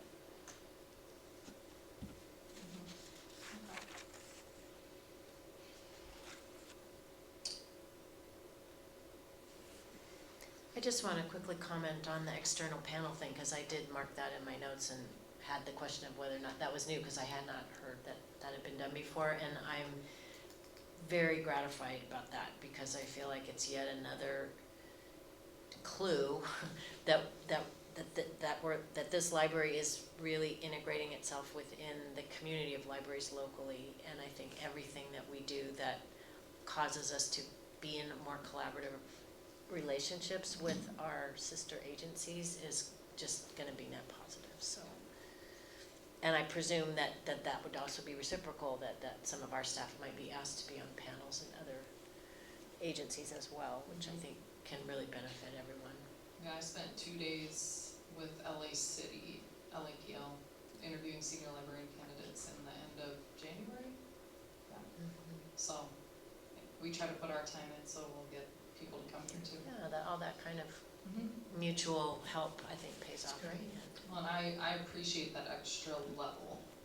You know, we're in Las Vegas, I think part of it, because I'm like, why didn't they ever do it? Well, there's only one library system there. I mean, there's two, but you know, you can't generate the same number of external panelists as you can in LA. So I think it really helps keep the process unbiased. I did have one additional question about reasonable accommodations. So obviously with our ADA issues and facilities challenges, once those are addressed, will all of our staff areas be accessible to any employee who might have any sort of disability or mobility challenges? In other words, I know we're looking at public facing areas, but is there gonna be any staff area that's not accessible? Legally, we can, so. Okay, I just wanna make Public. sure, yeah. Right. Okay. So let me just ask one other question when you start talking about reasonable accommodations. Do we have to make sure that they can carry, pick up as much as 5 pounds of books or something like that? Is that in here? If the position does require any kind of lifting, it's mentioned in the job description when they apply. Oh, okay, just want to make sure. That was part of the PDQ process, is each person had to say, do you have to bend, do you have to carry, do you have to, and up to how much and up to how far and all of that. Okay, all right. I noted that, and I don't know that this would be the place to include it, but it just stood out to me, that,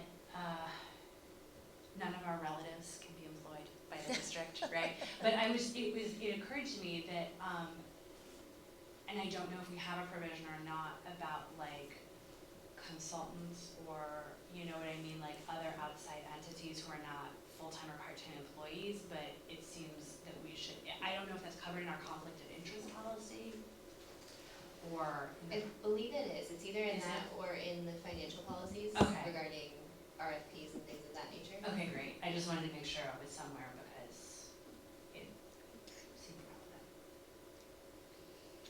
Yeah, and that was one of the things that changed. So this was closer to the 2008 policy, I believe. The nepotism. Yeah, and then it kind of disappeared in 2018. Uh-oh. Yeah. Okay. So we looked at, it's not it's not word for word what it was written. We looked at some of the other systems and what we thought was the right call because of the size of our district. Okay. I just looked at the second paragraph, declaring a vacancy as an opportunity for the director to make some,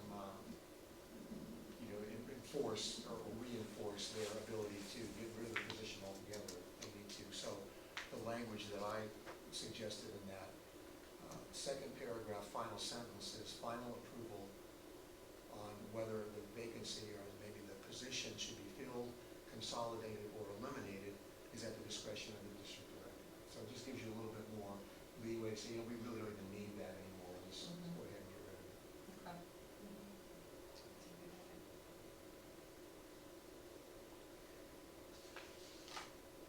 Can you talk through this list thing in the third paragraph of the advertising and posting thing? I don't think I totally understood it. where I post openings?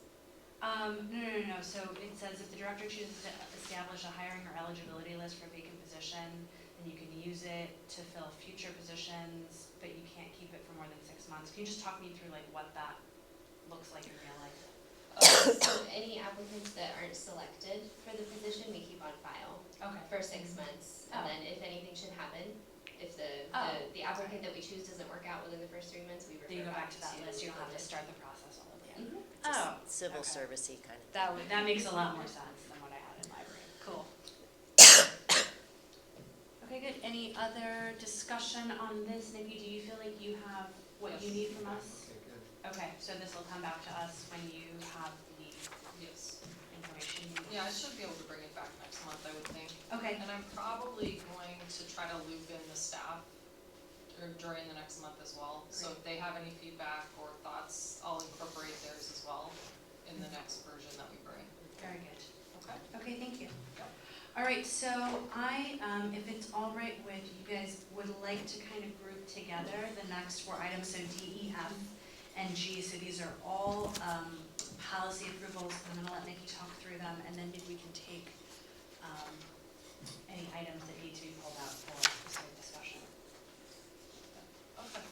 So as I stated, because all of the memos basically look identical, one of the things that was passed off to me when Cindy left was, and I'm so grateful to her for her pulling together all the policies we have, and I know Kylan helped her quite a bit.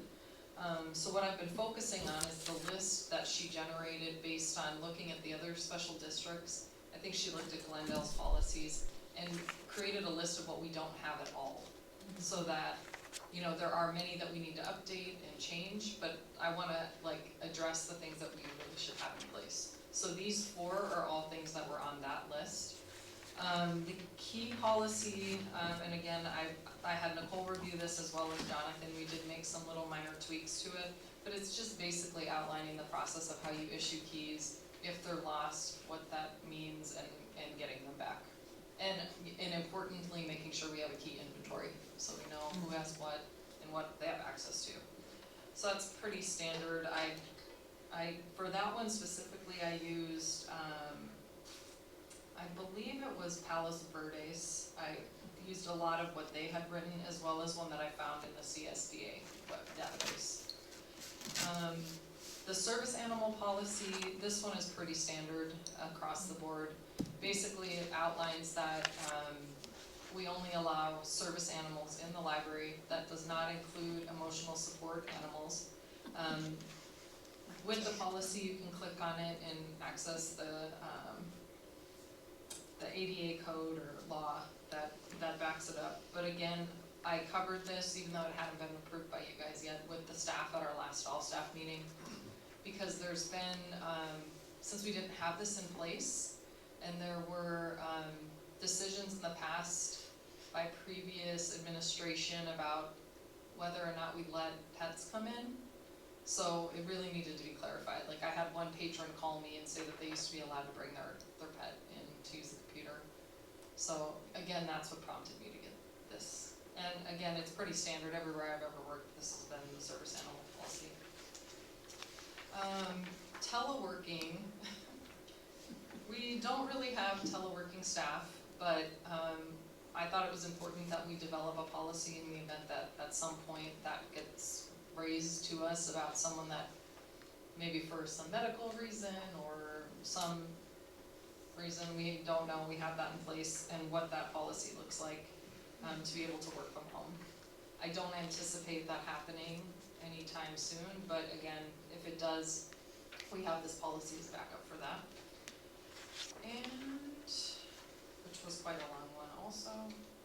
And then lastly, and again, those first 3, after I drafted them, I ran them all by Nicole, and then Jonathan helped with the key policy, then I sent them all to BB&K for review. There were minor tweaks, but overall they were pretty good.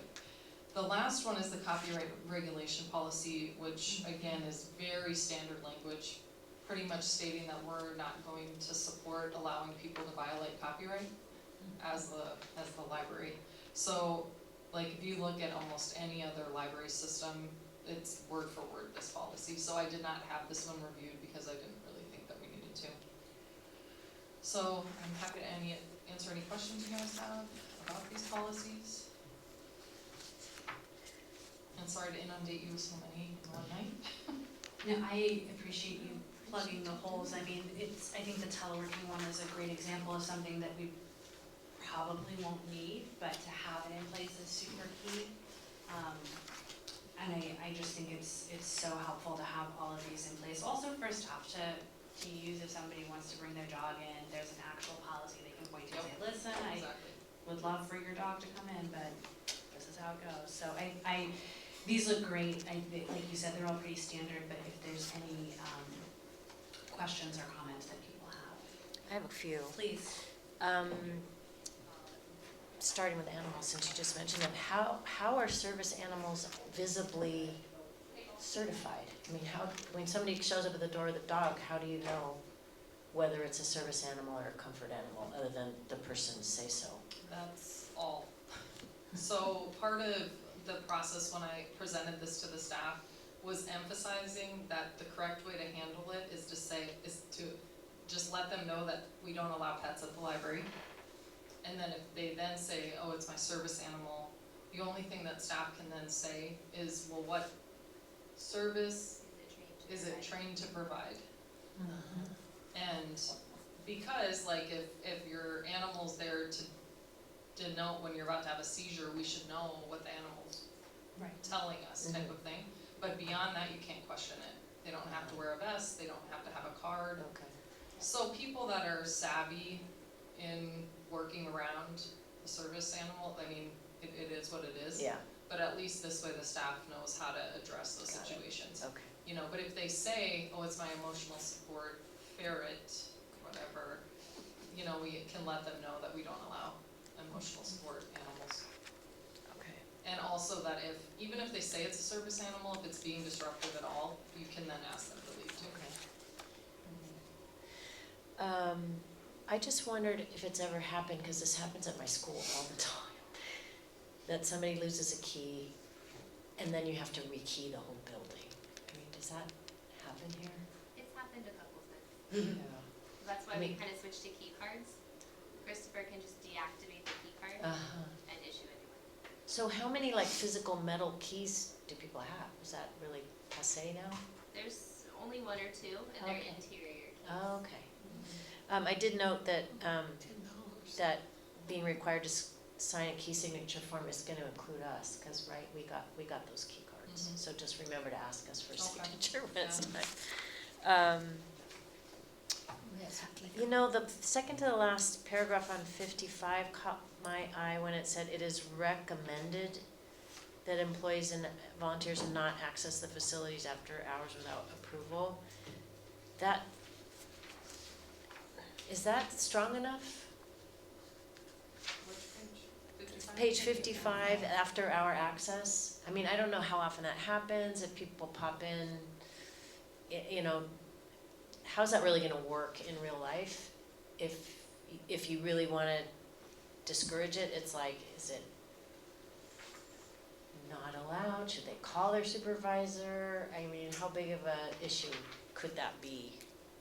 Well, I mean, we have so many after-hours events, that's where it's a little tough, but maybe, we could reword it to say, like, Authorized. after-hours access is not permitted unless, prior approval by department manager. Yeah, I Something mean, like that. I just don't, I want it to mean something, Right. and that seems a little vague, so either, you know,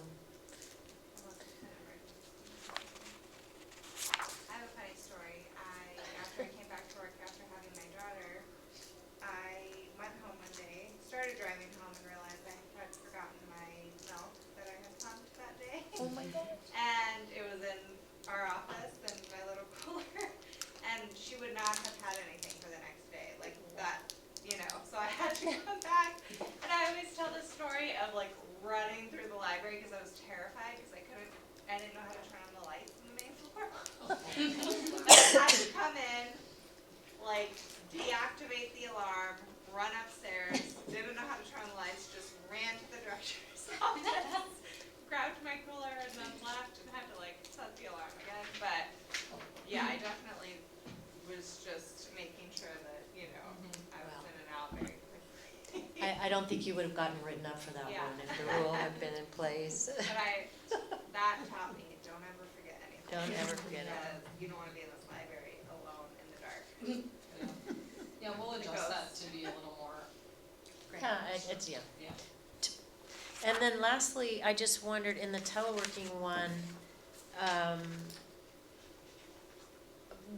how workers' comp works if someone's working at home. Like, if they're working at home during their working hours and they get injured in their own house, are we liable for workers' comp? I believe it, I haven't looked at it. It actually addresses that. Okay, Yeah, I thought maybe so I missed too. it. Remote work location Mm-hmm. must designate a workspace that is safe, free from hazards. Accidents must be brought to the attention of the immediate manager, and then not liable. Teleworker remains solely liable for injuries to third persons. Yeah, so it would, in the event that the employee was hurt while working, even if they were teleworking, then workers' Then, comp would have. got it, okay. Okay, that's all my questions. Just a comment from me on the policy for the key replacement. You might want to put under all the categories you have, you might want to put keypad codes, some policy for occasionally redoing those so that they stay a little secure. You've got individual keys, electronic keys, master keys, et cetera. So just a suggestion, maybe keypads. I think there's only 2 in the building, right? There's several. There's several, yeah. Okay.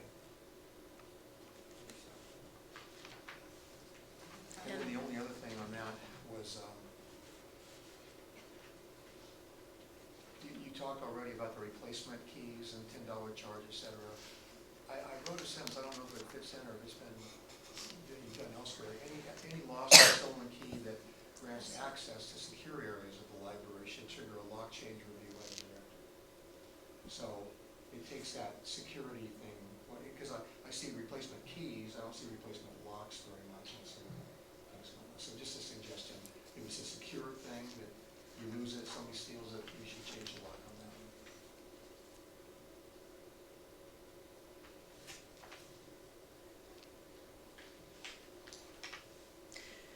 one. Terry's question is causing me to have another question, which is, because I hadn't really thought about the keypads, I think that's important. Is there a formal recording of who has access to codes? Basically, all staff has, we have on the list, all staff should have, the code keypad, but we will add that to the. So like even Nikki's office, everybody has access to the code? Should not. I wouldn't, Well, Seems like that. the director's office No. has a key, a lock, Yes. so she has her own key, and then like a master key, but Right. the public services director's door is a keypad. Got Yeah, so it. Nikki That- has her own key. I see, Yeah. okay, okay. Yeah, and my comment was, is that, you should probably change them, which you probably already do every now and then, but have that in writing.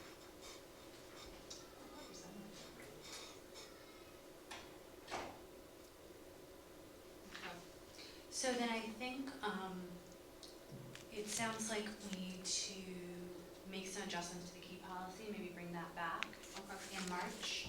And then, for the other 3, service animal, teleworking, and copyright regulation, are we ready to go ahead and approve those? So, Right? Okay, then if I could, so we'll ask you to bring back the key policy, with some of those changes. And then if I could get a motion to review and approve as a group, the service animal, teleworking, and copyright regulation policies as they appear. All 3 of those. so move. A I'll second. second. Okay, moved and seconded, all those in favor, please signify by saying aye. Aye. Okay, perfect, so those 3 are approved, and we'll look again at the key one when you have it ready. Perfect, okay, so moving on to item H, we've got an RFP for art restoration. Do you want to talk briefly about that? Or at length?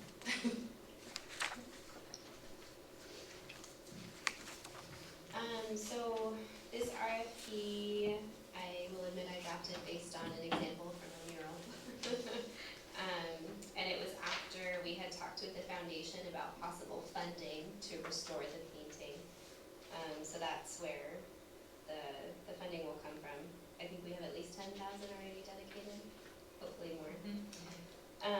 So it gives a little bit of information about the painting itself, when it was donated, kind of the basic facts about the painting. And then it gives deadlines for any interested conservators to come schedule a viewing of the painting. We would take it down and put it back into the director's office so that anybody could come in and examine it, while Nikki's there, of course.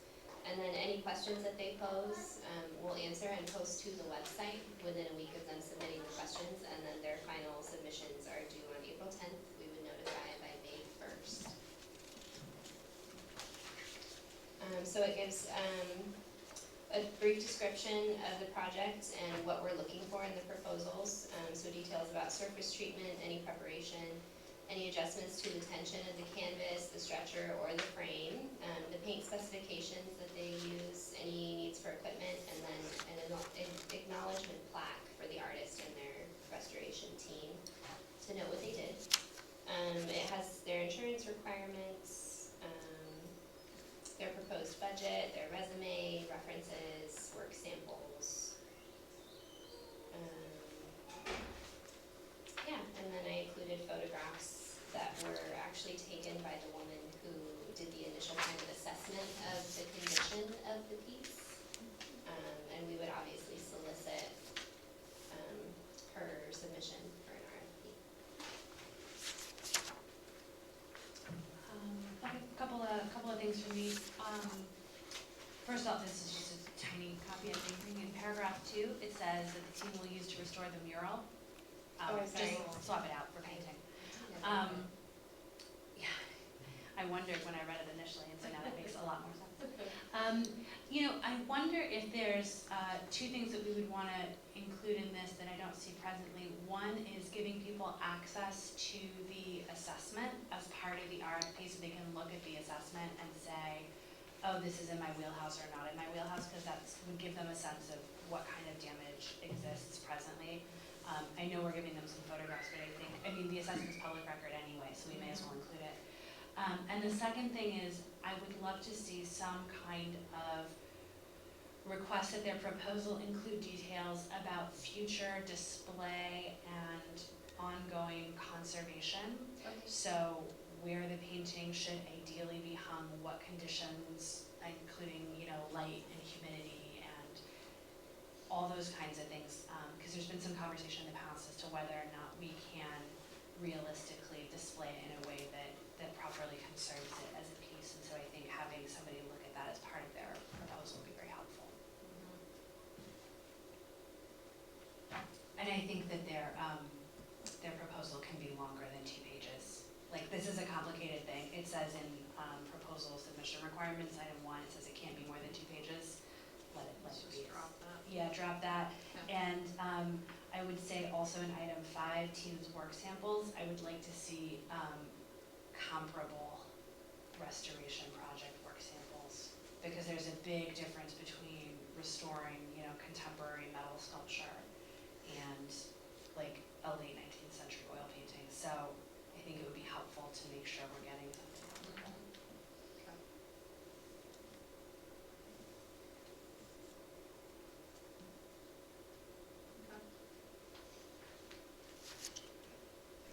Okay. And what was the amount that we paid for the assessment of this painting? I believe it was $1,000. Was it 1,000? Mm-hmm. Oh, okay. And that person was in Los Angeles, is that what it was? She's local. She's currently working at the Huntington Library. Oh, okay.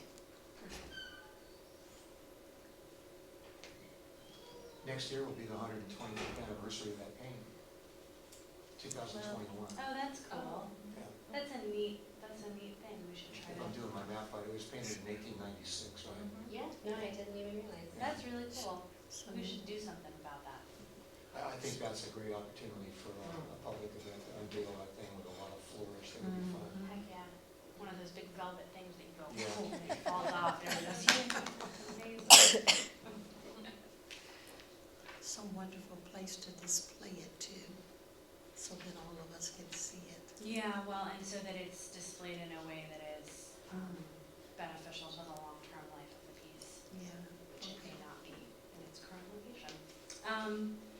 Okay, so do you want to take this back and revise it, or do you want to just approve it with the amendments we noted tonight?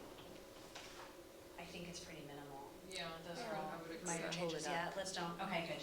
All right, so then if I could get a motion to approve the RFP with the amendments we noted? So approved. I move that motion. Okay, perfect. I second. Okay, perfect, moved and seconded, all those in favor, please signify by saying aye. Aye. Perfect, all right, so that can move forward, and I see that the deadline for that is April 10th. Do you think that, I should have asked this before we approved it, but do you think that realistically gives people enough time, if we get it out rapidly? I don't know what the, like, standard response time from the art community is, but. I don't know either. My goal is to have it out this week. So I think if they're able to get their viewing scheduled, I think that Okay. gives them about a month to put together a proposal. Okay, cool. If it turns out that somebody wants to put in a proposal but they can't make that deadline or that viewing window, are we gonna be flexible? Yeah. Absolutely. Yeah. Okay, great, perfect. All right, awesome. Conflict of interest annual filing. This is an information item. Yeah, I also included correspondence from the county board of supervisors executive office. I would normally just put this under correspondence, but since it ties to the item, we do have the conflict of interest annual filing on the board calendar every year, just as a reminder. So this year, the annual statements are due April 1st, so I don't want to wait until March, and then only Yeah. give you a few days. If you haven't received an email yet, they will be going out soon. If you're interested in e-filing, if not, I can give you a paper copy, or you can fill it out, online with the PDF, and then I can print it and send it into the office and get it filed. So the correspondence that's in the package is from the most recent update, which we talked about, I think, a couple of meetings ago. I think Cindy was still here when we started this process. So basically, you have to review it, your code, I think every 2 years. And so we were due, and basically it's just updating the positions that are included. So removing any positions we no longer had, like collection development manager was one of those. We don't have that position anymore, so we removed that. And then adding positions that would fall under those categories. So like business manager, building projects manager, were positions that were added. So, Is there any required board action on this, or is it just a heads no, up? it's just Yeah, information. perfect. We remain the same with trustees, Yes. 1, 2, and 3, yeah. Yeah, and the trustees and the director are the only positions that get filed with the Board of Supervisors Executive Office. All the other positions I just keep on file. It's been very rare, but we have had public comments requests for these. They are public documents. At some point, Chloe and I are working on updating the website and making sure we have like the most recent forms up there, because it's just a transparency thing, and it makes it easier too if someone's looking for it, rather than having to come to us and put in a public records request, they can just get it on the website. So, we are working on updating that, and that will be one of the things that will be up there. But yeah, other than that, there's no action. Just an update. Okay, thank you. If there's no additional discussion on this, I'd like to move on to J, which is, I believe, an action item. It's not marked action, but I assume it is. Which looks like, so 3 p.m. closure, that's a Saturday, September 26th for Taste of Dina. Is there anything we need to talk about on this, or is it pretty self-evident? Yeah, pretty self-evident. Yeah. That was that was like the only Saturday that works. Okay, I'll just do it by affirmation. Any objection? No. Okay, hearing none, it's approved. All right, so correspondence, we've got some CSDA stuff. Yeah, Um, so they sent, nomination documents for their election, they sent it out a couple of times. Colleen, could you use the mic? Yeah, sorry.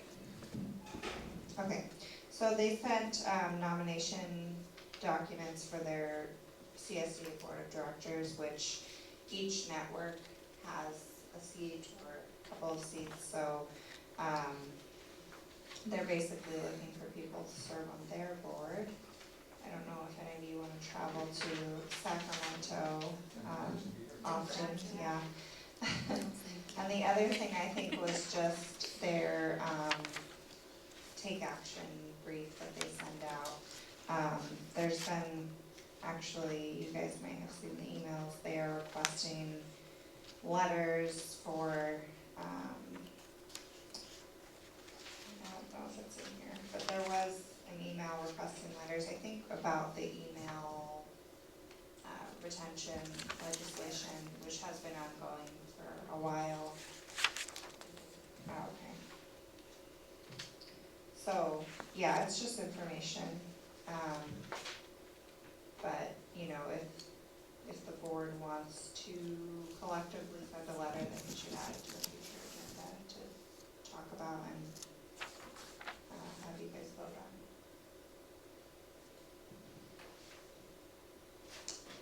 I don't know that we necessarily need to do that, but I will just note that I looked at the text of, what is it, AB 992, which is the Brown Act social media thing.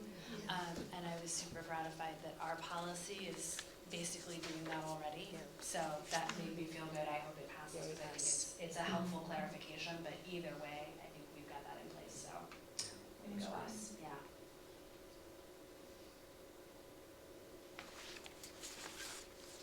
Any questions or comments on any of this? Oh my god, you guys, I didn't do trustee reports, I'm sorry, I blew right past them. I was so excited to get to new business. Fail.